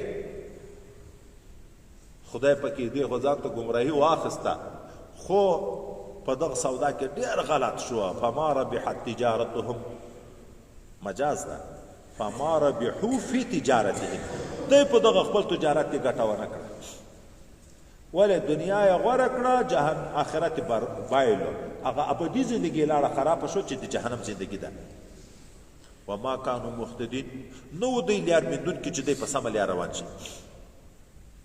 اوس د دې عربي کریم ښه توضیح کوي په مثالو سره په مثال د سړي حق سر ښه خلاصېږي مثلهم د دغه بدبختو یو منافقینو مثال داسې ده کمثل الذي استوقد نارا په مثال د هغه سړي ده لکه چې څوک بلکې اور فلما اضاءت ما حوله کله چې روښانه کي رڼا د دغه اور چارو چارپیر خپل ذهب الله بنورهم تګ وکړي خدای پاک په نور دی وترکهم پرېږدي دی فی ظلمات په تیارو کې لا یبصرون چې هېڅ شی نه ویني د تورې شپې په سفر کې چې په بیابان کې د لړم نه د مار نه د هر چی شي نه درندو نه ضررونه یي کله یو څوک اور بل کړي د نجات په نیت بل کړي چې شاوخوا رڼا شي د ضرر شیانو نه به ځان ساتم د دغه اور نه اصلي مطلب نور ده رڼا ده ځکه وروسته خدای پکې ذهب الله بنورهم خدای رڼا اوس یو سړی چې په توره شپه کې دغسې ناست وي سترګې څه نه څه کار کوي خو چې اول برق ته ناست وي بیا برق په مړ شي بیا سترګې هېڅ کار نه کوي چې اور بل کې یو وارې د اور رڼا ورته پیدا شي بیا اور تر مړ شي بیا هېڅ شی کار نه کوي د دې هم خدای پاک داسې مثال ذکر کوي څه نور د ایمان د مسلمانانو سره ګډ کلمه یې وویلې څه فایده یې واخیسته په دنیا کې ځان مال اولاد محفوظ شو نه قتل کیږي نه یې مال غنیمت کیږي خو ابدا ځای لاړ تباه شو چې جهنم ځای ته برابر شو اولئک وترکهم فی ظلمات او پرېږدي دوی په تیارو د کفر کې لا یبصرون چې هېڅ نه ویني حق باطل تر ورک شي سمون کاڼه دي دی بکمون ګونګیان دي دی عمي ړانده دي دی فهم لا يرجعون نو دی نه ګرځي دی هغه کندې دي هلاکت نه دی جهنم دی لارې نه ګرځي روان دي په داسې لار چې جهنم ته ځي د دې ظاهره غوږونه کار کوي ظاهره ژبې کار کوي ظاهره سترګې کار کوي داسې نه دي چې ظاهري ړانده دي ظاهري کاڼه دي ظاهري ګونګیان دي خدا سترګې چې د کوم مقصد د خدای دپاره خدای پاک پیدا کړي دا غوږونه چې د کوم مقصد دپاره خدای پاک پیدا کړي دا ژبه چې د کوم مقصد دپاره خدای پاک پیدا کړي دا چې دوی په هغه کې نه کړه استعمال نو ګواکې لکه سترګې چې بیخي ړندې وي غوږونه یې لکه چې کاڼه وي ژبه یې لکه چې ګونګۍ وي په سترګو خو به دلایل د حق ویني چې پرون ما درته ویلې چې پچې ته وګوریم اوښ تر معلوموی شي سړی نو د دغه مځکې د اسمانه خالق نشي معلومولی چې دا یو ذات پیدا کړي دي په خپله نه دي پیدا شوي چې د چا خبره واوري او په حق باندې غوږ ورته ونیسي چې دا چې ویایي دا خبر کوم حیثیت لري ما دپاره څومره ګټه ده پکې که وی نه منم څومره تاوان ده چې په سم حق بیا پیدا تر اخیستی شي که نشي تر اخیستی خو دوی په دغه کې چې نه کړه استعمال دا ګواکې ځکه هم بل ځای کې راځي کافر ته خدای پاک مړ ویلی شپېته کاله ژوندی وي الله یې مړ بولي دا د ژوند چې د کوم مقصد دپاره و هغه مقصد نه شو په پوره نه لکه مړی هېڅ فایده نشته د دغه وجود او کصیبین دا یو مثال شو دوم مثال سړی په تیاره کې په بیابان کې رواني باران په شروع شي په دغه باران کې تالنده هم وي دا ګړګړی اواز چې وي په دغه کې برېښنا هم وي د ډېرو سختو اوازو د رعد د وجې نه کله سړی ډارېږي په غوږو کې ګوتې ونیسي اوس سړی په دښته کې روان ده باران شروع شو تالنده برېښنا موجود دي چې کله برېښنا شي یو څو قدمه روان شي لار وویني چې برېښنا ورکه شي توره تپه شپه شي ځای په ځای ودرېږي خدای د تالنده نه د ځان خلاصولو په نیت چې داسې نه وي چې تندر راباندې ولوېږي مړ مې نه کړي غوږونه بند کړي دا د ده په غوږو بندېدلو چې تندر په راروانې دی بچ کېږي دا داسې مثال لري وایي سوی نه ده د دغه د عادت ده چې ښکارځنې په غار کې بند کړي په یو ځای کې ګیر کړي چې تېښتې لوري ته ورک شي دی ذاتې سترګې پټې ونیسي ده خیال دا ده چې زه سترګې پټې کړم نو دی مې هم ذاتې نه ویني هغه ښکارځن ته لیا خالیا برابره شي ځکه دی سترګې چې پټې کړه ښکارځن ور نږدې شي نږدې شي ویې ویني په ته خو خلاصېږي نه چې غوږو کې ګوتې کېږده اوس دلته او کصیبن یا مثال د دی لکه صاحب د باران تقدیر به داسې وشي لکه صاحب د باران هغه باران چې نازلېږي من السماء له طرفه د اسمان نه فيه چې په دغه باران کې ظلمات تیاري هم وي ورعد تالنده چې نبی علیه السلام نه چا پوښتنه وکړه چې د اواز د څه شي وي دی وی ملایکه ده چې تسبیح وي د یغ د تسبیح دا دومره په زوره غږ ده و برق برېښنا ده دغه ملایکې سره کوچنی د اور چې دا وریځ په شړي د هغې رڼا ده یجعلون اصابعهم دوی ګرځوي ګوتې خپلې فی اذانهم یعنې سرونه د ګوتو مجاز ده بیا سر د ګوتو ګدي په غوږو کې من الصواعق له ویرې د تندر نه حذر الموت د ویرې د مرګ نه چې مړ نه شم خو خلاصېدی نه شي والله محیط بالکافرین خدای پاک احاطه کوونکی د په کافرانو باندې یکاد البرق قریبه ده چې دغه برېښنا یخطف ابصارهم ړندې کي سترګې د دی دومره تیزه ده کلما اغضاء لهم کله چې دوی ته لار څه ښکاره شي په برېښنا مشو فیه څو قدمونه پکې واخلي روان شي و اذا اظلم علیهم کله چې بیا تیاره شي په دوی باندې دغه لیارې برېښنا ورکه شي قامو دوی ودرېږي اوس ظاهره خو سترګې جوړې دي رب کریم یې ولو شاء الله که الله اراده کړې وای لذهب بسمعهم و ابصارهم دا ظاهري غوږونه به هم ورکاڼه کړي وو ظاهري سترګې به هم ورړندې کړې وې ان الله على كل شيء قدیر خدای پاک په هر څه قادر اوس دا دوه مثال کې چې د دوی مثال داسې ده لکه یو څوک چې روان وي باران په شروع شي، بیا په هغه باران کې تالنده وي، برېښنا وي هم وي. دا وایي تشبیحات دي، استعارات دي. منافقینو مثال د هغه سړي شو چې په بیابان روان ده. باران مثال د شریعت ده. باران د قحطۍ په وخت کې د خدای رحمت نه بوټو ته ګټه ده که نه ده؟ دا دین مقدس دی، اسلام نزول د قرآن عظیم شان تر بارانه د خلکو د نجات لپاره لویه ګټه ده. اوس په منافقینو قرآن نازلیږي، په ټوله دنیا په خلکو د هدایت لپاره خدای پاک رالیږلی. په دغه قرآن عظیم شان کې رعد هم شته، برق هم شته. رعد کنایه ده د سختو احکامو نه، برق کنایه ده د فتوحاتو نه. اوس نو چې دغه منافقینو ته به د جهاد خبره وشوه یا د صدقې خبره وشوه، دا په دوی ډېر بوج وه. داسې بوج و لکه عین چې مرګ ته یې کش کوې. بل ځای کې راځي چې هغه خلک چې کافران دي د جهاد حکم چې ورته وکړي داسې معلومېږي دا سترګې داسې خړې خړې اړوي لکه عین سایې چې خیچي. سخت سخت احکام دي پکې، خو څه نه څه خو په جهاد کې فتوحات هم وي. دوی به کله تله په جنګ کې ځانونه خو به شاته شاته کول، خو لیکن چې فتح به ونیول شوه، غنیمتونه به ونیول شو، بیا خو نو دوی زه په جنګ کې شریک وم. بیا چې یو ځکه دنیا پرست دي، د دنیا ګټې ته ګوري، چې یو ځای کې به غنیمتونه ونیوه بیا به بل جهاد ته منډې ویلې.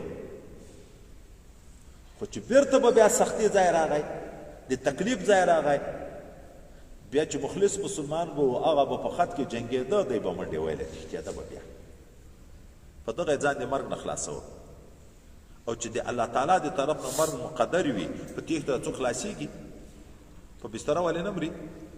د خپلو کورو کې خلک نه مري. نو د دغه منافقینو مثال لکه سړی چې په باران کې روان وي. باران مثال د خدای رحمت ته چې د قرآن عظیم شان ده. دا دین د الله رحمت ته د خلکو دپاره. دا نن چې په موږ مسلمانانو تکلیف ده، ما مخکې ویلې بار بار هغه وجه دا ده چې په موږ باندې دا دنیایي ماحول دومره غالب شوی ده چې د مسلمان نظریه لکه د کافر خدای نه خسته داسې جوړه شوې. ټوله توجه دنیا ته ده، ټوله توجه مادیاتو ته ده. شریعت په ځان باندې ظلم بولي. په خپله خوښه په مینه لمونځ، په خپله خوښه په مینه باندې زکات ورکول، په خپله خوښه باندې روژه نیول، په خپله خوښه باندې جهاد کول، په خپله خوښه باندې حج کول، په خپله خوښه باندې صدقه کول، په خپله خوښه باندې ګیره پرېښودل، په خپله خوښه باندې پټکی په سر کول، په خپله خوښه باندې په سنتو ځان برابرول. دا په ډېرو خلکو کې کم ده. چې بل بیا ورته وایي دی یې لکه ظلم بولي، دغه په ځان ذاتي بوج بولي. دغه ته فکر نه کړي چې دا خو د خدای رحمت ته مې غواړي.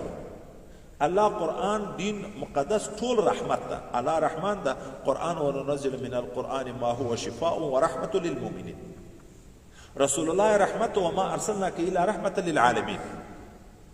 خو رحمت د خپل قدراتو د وجنه، د هغه باطني ګناو د وجنه، هغه رحمت موږ ته زحمت لیدی کېږي.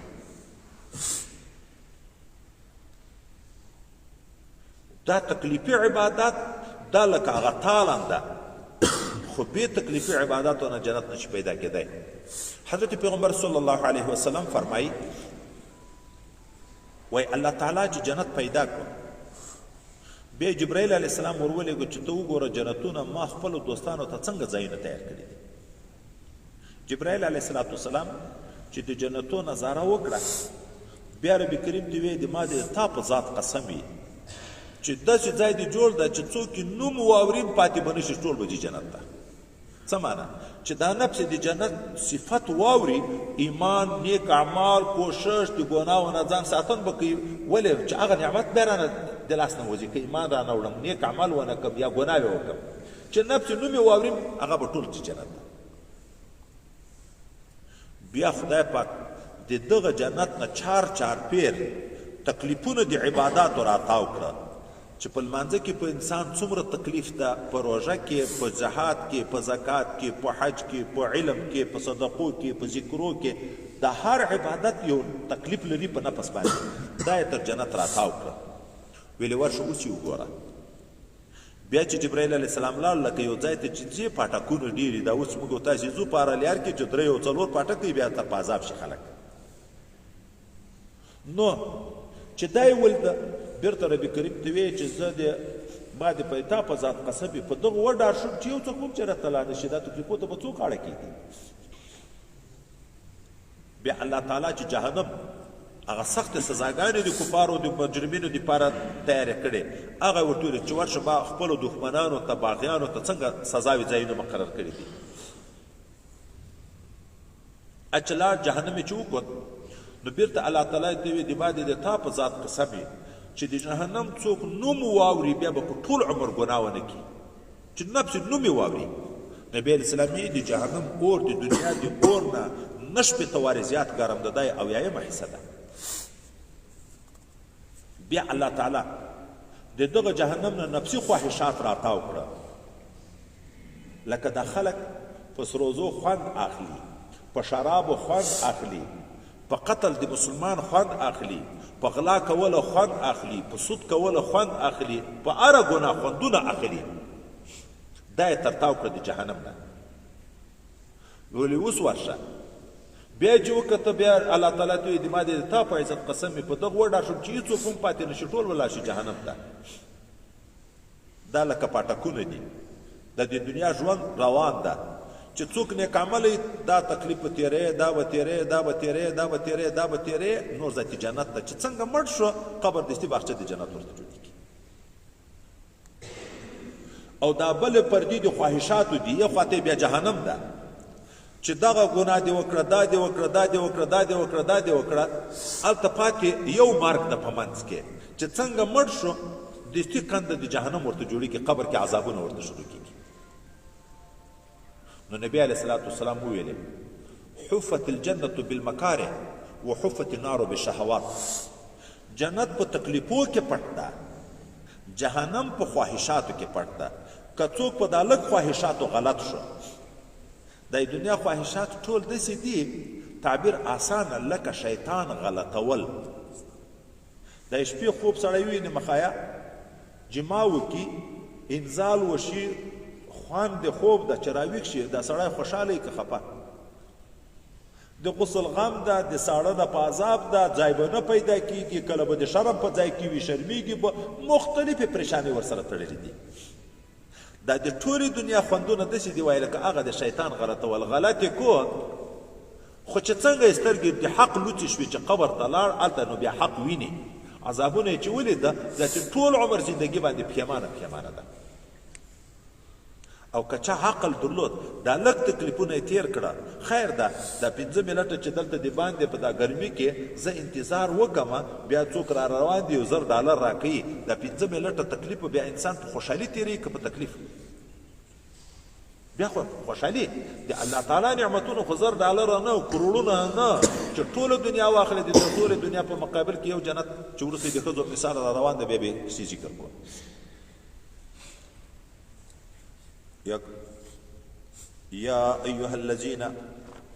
يا أيها الناس اعبدوا ربكم الذي خلقكم والذين من قبلكم لعلكم تتقون مخکې درې ډلې خاص کامل مسلمانان خالص کافران او منافقین ذکر شو اوس ټول انسانانو ته ګډ خطاب الله تعالی کوي خاص مسلمان ته چې خبره کوي الله تعالی یا ایها الذین آمنو د شرافت نوم ورته ذکر کوي ای مؤمنینو او چې عام انسانانو ته خبره کوي یا ایها الناس په خلکو کې خو کافر هم مسلمان هم ګډ بیا په ناسو سره تعبیر کوي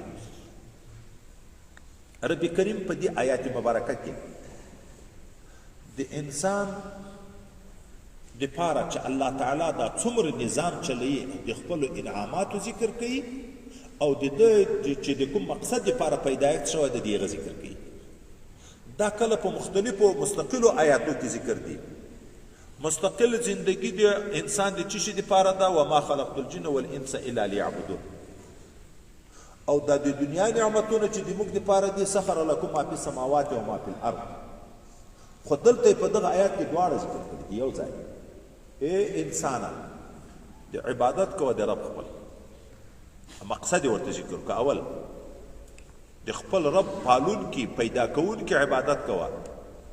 هغه رب الذي خلقكم، هغه رب چې تاسې پیدا کړي. اول چې عقل انسان ولري دغه احسان د رب ته وګوري چې د نیستي نه یې هستي کړم، نو پیدا یې کړم. بیا والذین من قبلکم، هغه خلک هم پیدا دي چې تاسې نه مخکې دي، دا زموږ نسل چې تر آدم علیه السلام رسېدلی، دا پلار نیکه غور نیکه دا ټول چا پیدا دي؟ الله تعالی پیدا دي. اوس نو چې د تا پالونکی د روزیم درکې رب ټکي کې اشاره شوه، او پیدا یې د تا پلارو نیکم د پیدا دي چې دومره احسانات دې په تا کړي دي. د دغه احساناتو خو شکر ادا کړه. شکر اول ذکر کو اعبدو، د الله عبادت کوه، د الله معرفت کوه. ولې خو په تا یې ډېر احسانات کړي دي. په چا چې احسان وشي د احسان شکرانه عقلانه واجب ده چې عقل څوک ولري دغه به شکرانه ادا کوي. لکه وروسته را روان ده چې آدم علیه السلام ملائکو ته صرف تعلیم د نومو وکوم د شکرانې دپاره الله تعالی ورته سجده ورته وکړي. استاد چې یو حرف در وښو ته به د دغه نعمت شکر ادا کوې. ولې که د نه کو ادا په لم یشکر الناس لم یشکر الله، چې د انسان شکر نه کې ادا د الله شکر نشي ادا کولی. نو عبادت وکړئ د تاسو د پالون کې چې دا تاسې پیدا کړي، د تاسو مور پلار پیدا کړي دي. او بیا وروسته امید هم ورکوي، په پایده یې هم پوه کوي. د الله عبادت د خپل رب و خالق عبادت وکړئ. اشاره ده شوه چې بل څوک د عبادت لایق نه ده. ولې لایق د عبادت خالق ده. خالق دی ده، تاسې هم پیدا یې، د تاسې مور و پلار هم ده پیدا دي، بل خالق نشته. او ګټه لعلکم تتقون، د دې دپاره ایمان راوړئ، د الله عبادت وکړئ چې ځان بچ کړئ د جهنم نه. خو لعله چې د بنده په کلام کې ذکر شي د امید دپاره وي، چې یو سړی د یو شي د ګټې نه خبر شي، امید د ګټې پیدا شي، بیا هم تکلیف تېروي که نه تېروي. د الله تعالی په خبرو کې چې کومه وعده د جنت ته د مسلمانو د نیک عملو انسانانو لپاره شک شته، دا خبره یقیني ده که امیدي ده؟ یقیني ده. خو مفسرین وایي تعبیر خو په لعله شوی د امید، دا خبره یقیني، خو انسان ته تنبیه ورکوي چې د دومره ډېر خیر نه سړی خبر شي چې نفس امید د خیر پیدا شي، هغه کار کې نه یې پرېږدي. تا ته خو خبره یقیني ده، د الله او د رسول په خبرو کې خو شک نشته، بیا ولې نو سستیا کوي؟ وکړئ عبادت د رب چې د تاسې خالق دی، مور و پلار د تاسې خالق ده. د دې دپاره یې وکړئ چې ځان بچ کړئ د اور نه، لعلکم تتقون. بیا نور نعمتونه ذکر کوي. الذي هغه رب عبادت وکړئ جعل لکم الارض فراشا، چې ګرځولی دی د تاسې دپاره مځکه فرش. دا مځکه نه داسې سخته کړې د خدای پاک لکه تیږه چې کور نه پکې جوړېږي، زمینداري نه پکې کېږي، باغ نه پکې جوړېږي، فصل نه شین او نه یې داسې پسته پیدا کړې لکه اوبو چې په سر یې تګ نه شي کړی، کېناستی نه شي کړی. د انسان د ګټې شی ده، فراش ده. او وسماء بناء، او ګرځولی د دې تاسو دپاره اسمان چت. وانزل من السماء ماء، او نازل کړي د خدای پاک له طرفه د اسمان نه اوبو، باران. دا د رزق بندوبست ده. فاخرج به من الثمرات، بیا الله را ایستلی دي په دغه بارانه باندې د میوو نه رزقا، رزق لکم د تاسو دپاره. اوس نو چې ته یم پیدا یې، او مځکه هم درته پیدا ده، اسمان هم درته پیدا ده، د رزق بندوبست هم درته کوي. نو بدبخته داسې خو مه کېږه چې د بل خدای په قول باندې خدایي کوې، لکه بوتانو ته سجدې کوې، یا لمر و سپوږمۍ ته سجدې کوې، یا غویانو ته سجدې کوې. داسې خو مه کوه. فلا تجعلوا لله اندادا، مه ګرځوئ خدای پاک لره شریکان، سیالان. وانتم تعلمون، حال ده چې ښه پوهېږئ، دا یې داسې ویلي، ښه پوهېږئ چې بل رب نشته. ولې ښه پوهېږئ؟ مخکې موږ ویلې معبود د عبادت لایق هغه ذات چې خالق وي. تاسې په دغه نه پوهېږئ چې خالق یې والا ده، ځکه خدای پکې ولئن سألتهم من خلقکم لیقولون الله. که دوی نه پوښتنه وکړي دا تاسې چا پیدا یې، دی به هم درته وایي چې موږ الله پیدا یو. که پوښتنه تر وکړي چې اسمان چا پیدا ده، دا کافر به هم وایي چې الله پیدا ده.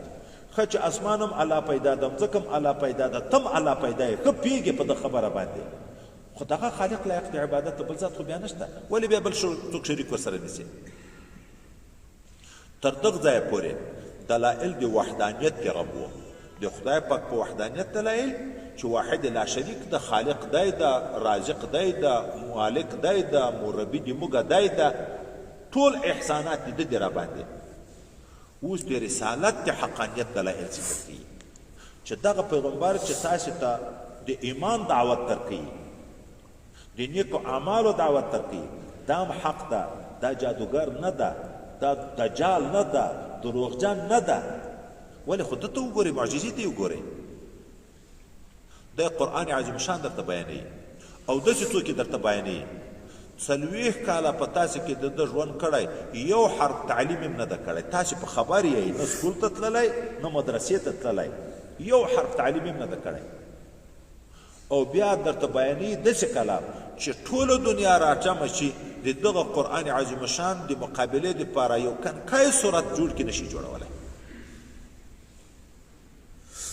اوس نو چې ټوله دنیا عرب و عجم ټول سره یو ځای شي دا خو څه کوي چې هغه تاسې خدایان بولئ چې هغه هم در سره یو ځای شي بیا هم یو کنکای صورت نشي جوړولی خو معلومیږي چې دا د بنده کلام نه ده دا د الله کلام درته بیانوي او د الله کلام څوک بیانوي رسول بیانوي خو د حق رسول ده وإن كنتم في ريب كي تاسو شکمن مما نزلنا دغه قرآن نه چې لږ لږ موږ نازل کړی على عبدنا په بنده خپل باندې خدای په قرآن عظیم شان په پیغمبر علیه السلام په 23 کاله کې لږ لږ نازل کړی د ضرورت په انداز باندې که په دغه کې شکمن یې چې دا به د الله کلام نه وي د العیاذ بالله رسول الله به د ځانو جوړ کړي نو خو فاتو بصورت من مثله تاسو هم راتګ وکړئ په یو صورت من مثله هی ضمیر یا ما نزلنا ته راجع ده د مثل د ما نزلنا نه چا ما نازل کړی د قرآن په مثل تاسو هم راوړئ او یا ضمیر راجع ده عبد علی عبدنا داسې بنده چې 40 کاله نبی الامي ده یو حرف تعلیم یې نه ده کړی خو دغسې په تاسې کې خو هم یو امي یو صورت جوړ کړي امي خو څه کوي چې د دنیا پروفیسران جمع شي نشي جوړولی وادعو شهداءکم او درته راوغواړئ د کومک دپاره شهدا خپل شهدا نه مراد بوتان معبودان دي ولې شهداو تعبیر وکړو ځکه دوی عقیده دا وه چې دا به په قیامت کې د موږ په ایمان شاهدي ورکوي لوی خدای منو العیاذ بالله مشرک خو دا منه خدای پاک هم مني خو ورسره نور شریکان هم مني دا شریکان چې تاسې شاهدان د قیامت بولي دغه هم دروغ غواړئ من دون الله من دون اولیاء الله د خدای د دوستانو نه بغیر چې هغه درته بیانوي خو د الله کلام درته بیانوي د دغه نه بغیر یا من دون الله دا منه معبود الله معبود بولئ نور هم معبود بولئ د الله نه سوا دا نور چې څومره معبودان دي دغه ټول دروغ غواړئ ان کنتم صادقین که یې رښتونې په دې خبره کې چې دا قرآن د الله کلام نه ده دا بنده د ځانه جوړ کړی فإن لم تفعلوا که چیرې دا کار تر اوسه په تېره زمانه کې تاسې نه یې کړی سورت بقره خو په مدینه منوره کې نازل شو 15 کاله مخکې قرآن څه حصې نازلې وې د هغه وخت نه که تاسې دا مقابله نه یې کړې او د آینده دپاره م ولن تفعلو هرګیز به یې وم نه کوي نو مو مخکې کړې په دا دومره کلو کې نو یې په ټوله زندګي کړی شئ نو بیا خو د خدای نه وډار شئ جهنم ته خو ځان مه برابروئ فتقوا النار التي بیا خو له ځان وساتئ د هغه اور نه وقودها الناس چې خاشاک دي د انسانان دي والحجارة تیږي دي خدای مو دې وساتي د جهنم اور د انسانانو په غوښو وجود باندې بلیږي په تیږو باندې بلیږي د تیږو نه مراد یا هغه بوتان دي چې دوی د تیږو نه جوړ کړي یا مطلق تیږي دی په دنیا کې اور د تیږي د سنگ زغال اور ډیر سخت او کده د لرګي اور هغه اور به داسې لرګي نه بلیږي هغه په تیږو باندې او په انسانانو بلیږي دغه نه ځان وساتئ اعدت للکافرین چې تیار شوی ده علی سبیل دوام د کافرانو دپاره علی سبیل دوام ټکه مې ویلې چې څوک اعتراض ونه کړي چې قرآن خو دا وایي چې دا د کافر دپاره تیار ده نو خو دا منه ګناهګار مسلمان خو نو بیا جهنم ته نه ځي دا خو د کافر دپاره تیار ده نه د کافر دپاره دائمي محبس ده. مسلمان که ورځي هغه به لږ د خپل جرم په انداز باندې ورځي، دائمي نه ده. یا اصل تیار شوی د کافر دپاره ده. مسلمان به جهنم ته هلته ځي چې په عمل کې مشابه شي د کافر سره.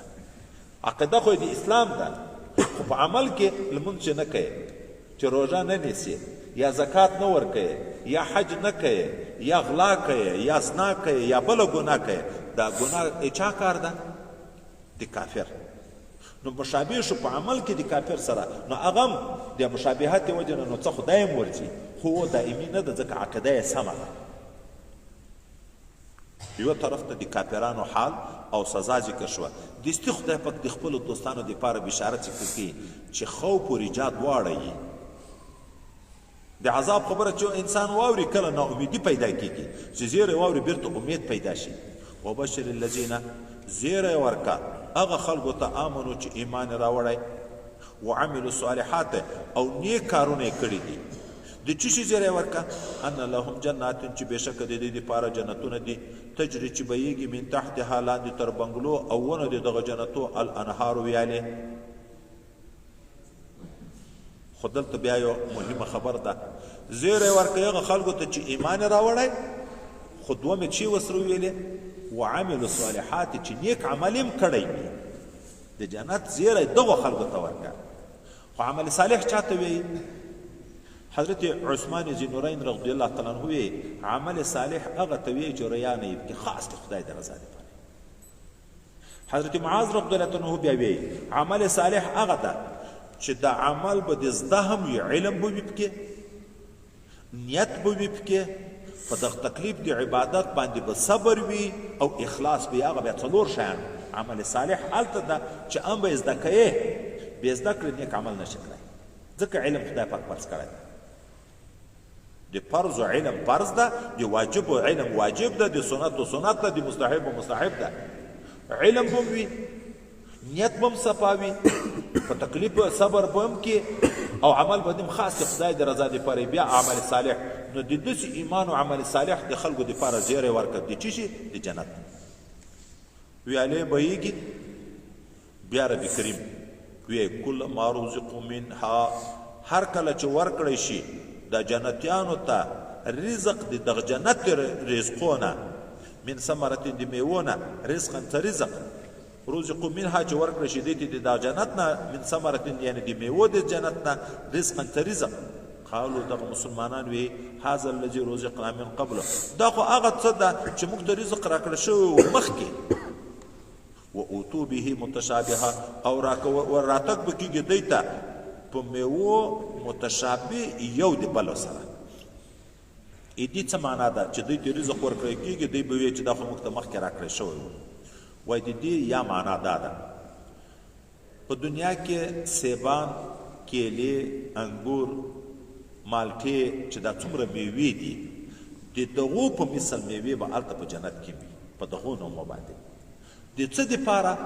وایي معلوف شی چې یو شي د خوند کتلی نو د وارې بیا شوق ښه پیدا کېږي، چې نه یې د لیدلی ټول عمر هغه به ډېر قیمتي شی وي، خو زړه شوق نه پیدا کېږي.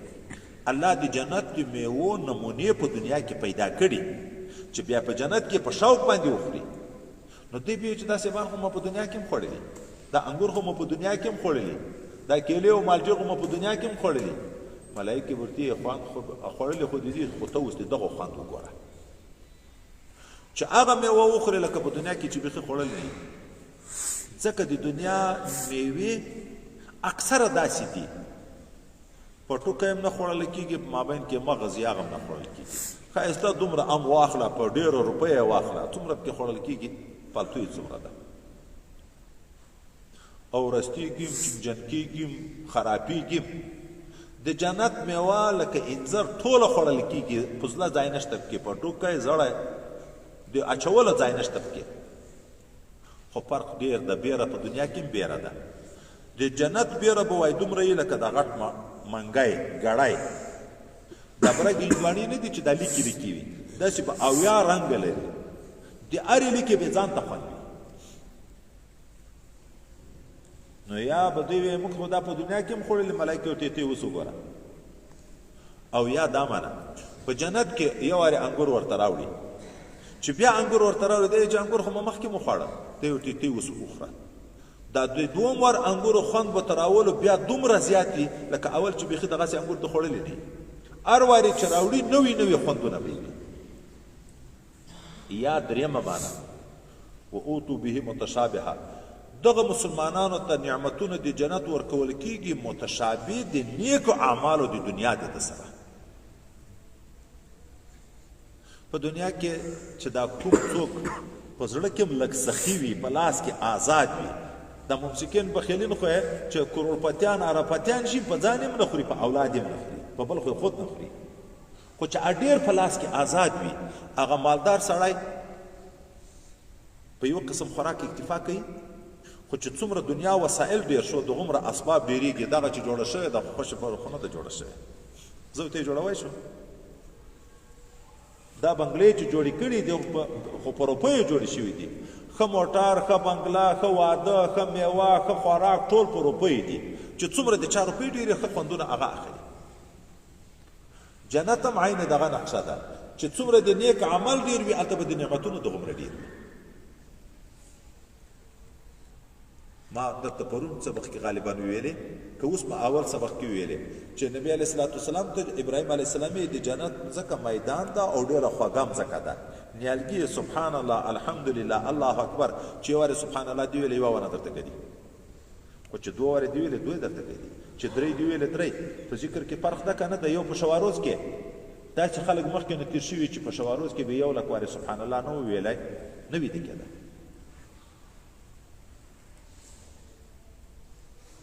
شواروز کې زره کاته نفلونه نه وای کړي نه وي د کېده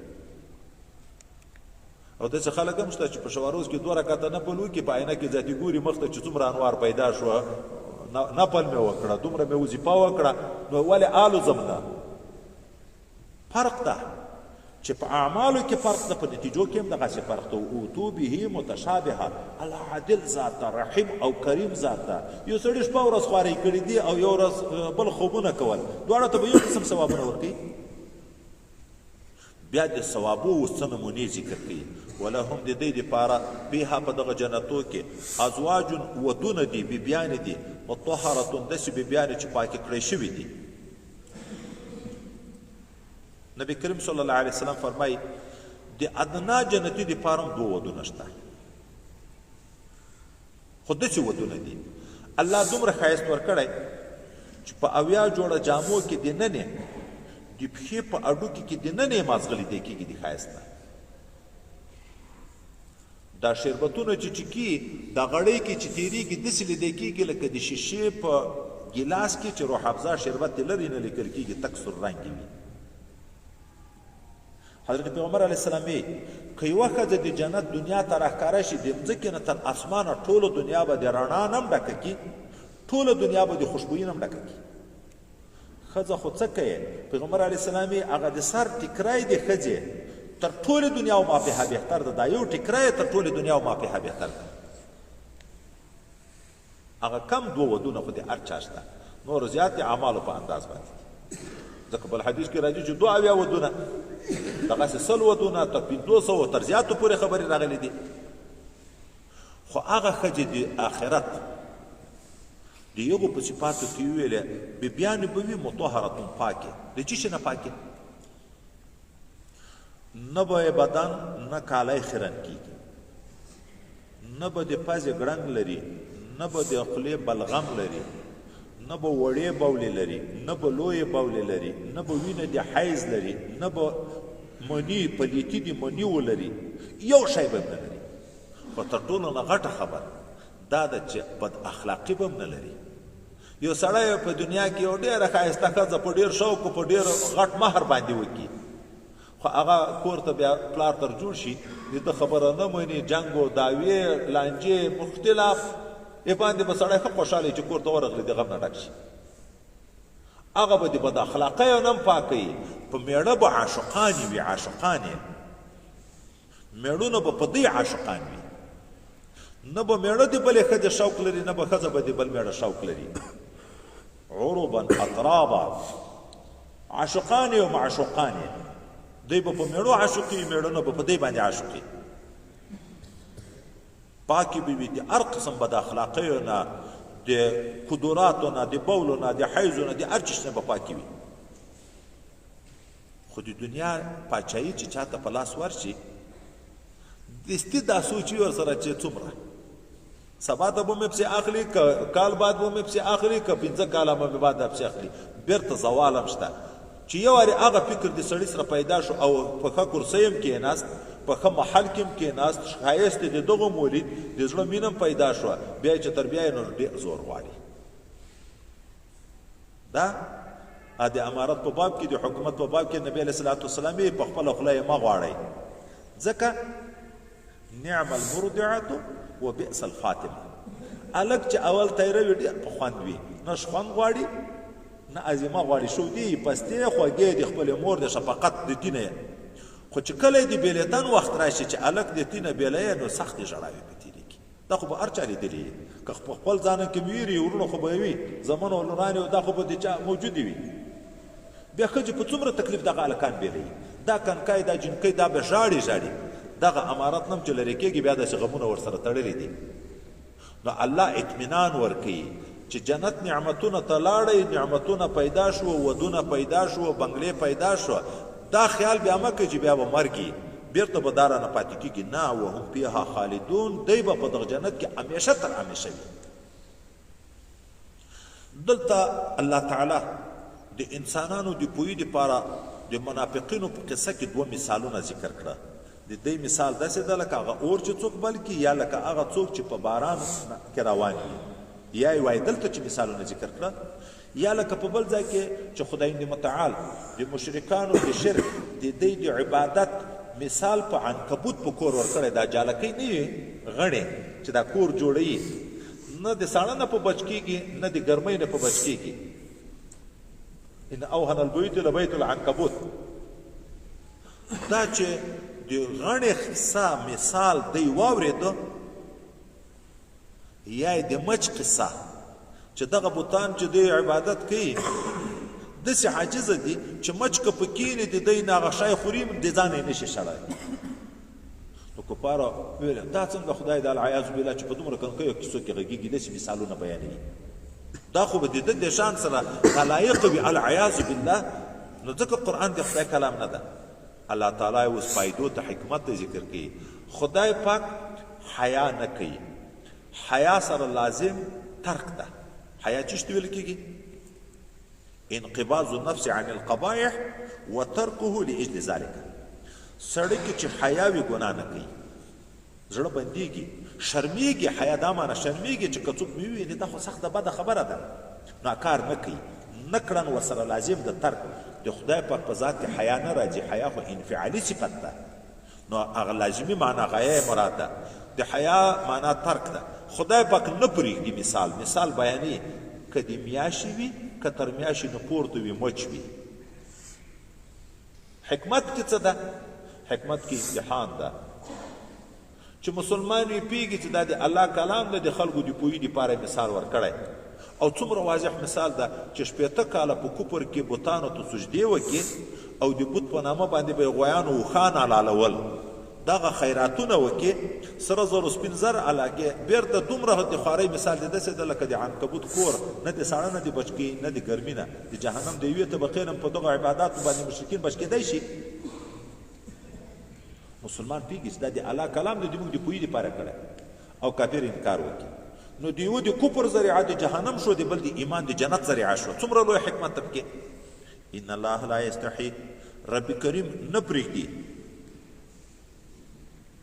ان یضرب مثلا، دا خبره چې دی بیان کې مثلا ما یو مثال دی، مثالو بعوقدة میاشی وي په ما فوقها، او یا هغه شی وي چې تر میاشې لوی ده لکه مچ، دا د لویي په لحاظ چې واخلې، یا که د ذلت په لحاظ میاشې وي که تر میاشې نه کنکی وي هم الله د حکمت لپاره بیانوي.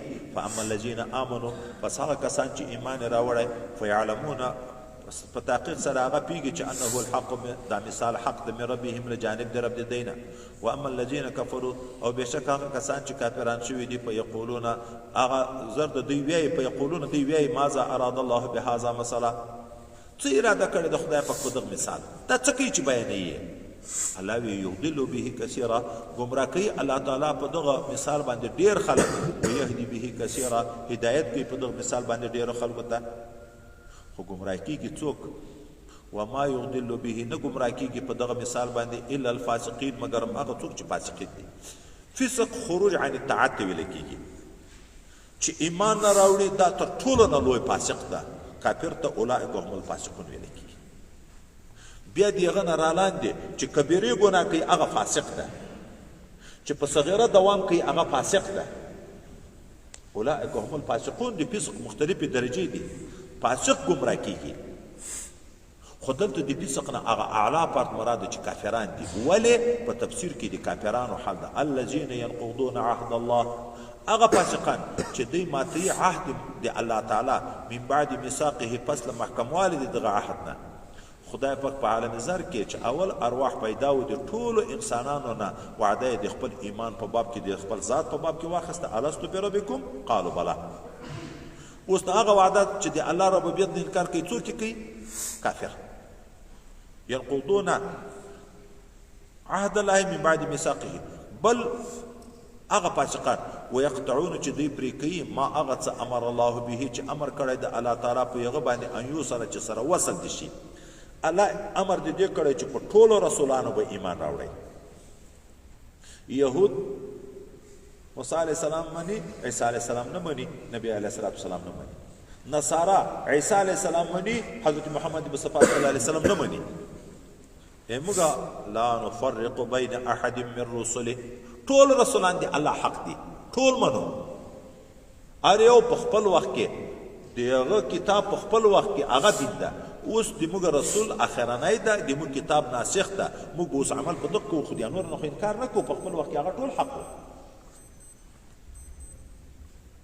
ويفسدون في الارض او هغه بدبختان چې دوی فساد کوي په ځمکه کې په شرک او په ګناو سره اولئک هم الخاسرون دا خلق تاوانیان دي بیا الله تعالی دغه کافرانو بدبختانو تخپل نعمت ذکر کوي ولې کافر کیږي ولې خدای پاک پتا څومره احسانات کړي کیف تکفرون بالله څنګه کافران کیږي تاسو په الله تعالی باندې حال د وکنتم امواتا تاسو وای مړه فاحیاکم بیا الله تعالی ژوند کړي مړه یا اصل خاوره انسان د خاورې نه پیدا ده د مړې خاورې نه پیدا کړي یا منی چې د مور پر رحم کې ولويږي او بودي دغه انسان یا یو نه بعد وینه جوړیږي مړه وای ژوندۍ کړی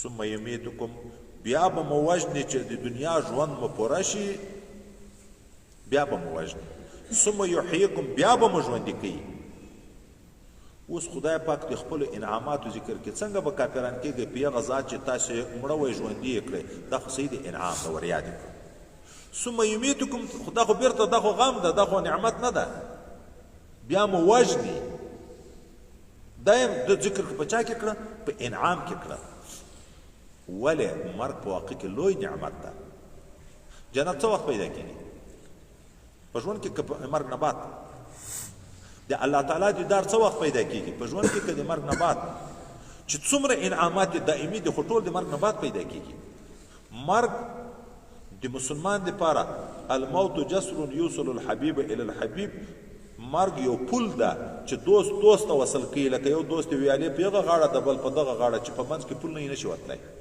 چې مرګ نه دی الله دیدار نه کیږي جنت ته نشي تللی بیا مو ژوندي کوي دا بل نعمت ته چې د دنیا د زندګۍ د شکرانې عوض درکړي جنت درکړي ثم الیه ترجعون بیا به تاسو دغه یو خدای پاک ته رجوع کوئ هو الذي خلق لكم ما في الارض دا خو په ځان نعمت تاسو پیدا کړی ژوند درکړی ده بیا مو ژوندي کوي اوس د ازاید خارجي نعمتونو ورته ذکر کوي هو الذي خلق لكم ما في الارض جميعا الله هغه ذات ته چې پیدا کړی ده د تاسو د ګټې لپاره هغه شیان چې په ځمکه کې دي ټول د دې ځمکې شیان د تاسو د ضرورت ټول الله درته پیدا کړی دي ثم استوى الى السماء بیا قص کړی الله تعالی اسمان ته فسواهن برابر کړی دي جوړ کړی دي سبع سماوات و اسمانونه وهو بكل شيء عليم ده الله په هر چیز باندې عالم ده کلان دي فرش ته کپور ته عرش ته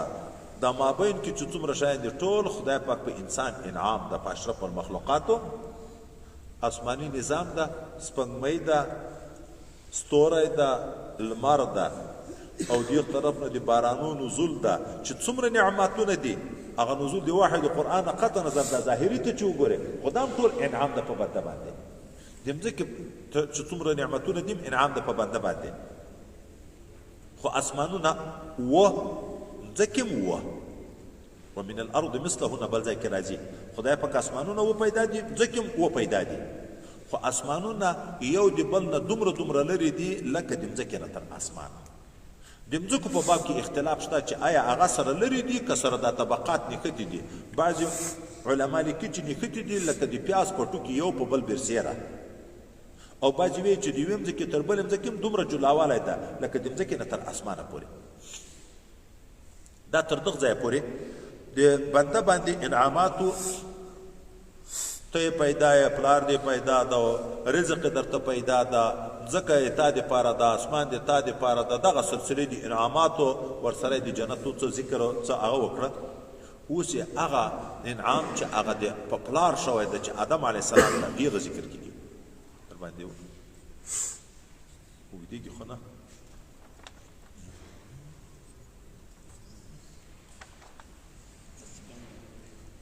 څو دي؟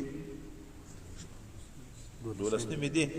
نن خو سبق ناوخته و، د هغې وجې نه دلته شاته راوځنډېدو. داسې نه ده چې ډېر وخت ویره ده. ما خو دا کتلی یې خواته، خو زه فکر کوم چې بیا د مړیو او د دغو شیانو بندوبست کتلو نن نوې ورځ ده، دغه ترتیب هم سم نه برابر په دغه ځای کې. نو پیغام څه وخت لګېږي، نن به په دغه ځای بس کړو. خیره آینده دپاره کوشش کوئ 9 بجو ته. نن خو د لسو نه هم تېرې وې چې شروع کړو. آینده کې کوشش کوئ 9 بجو ته، بیا به وروسته بیا دغسې ټیم په ټیم باندې وخت مخته کوو به په خیر. خو د آینده دپاره کوشش د سبا ورځې نه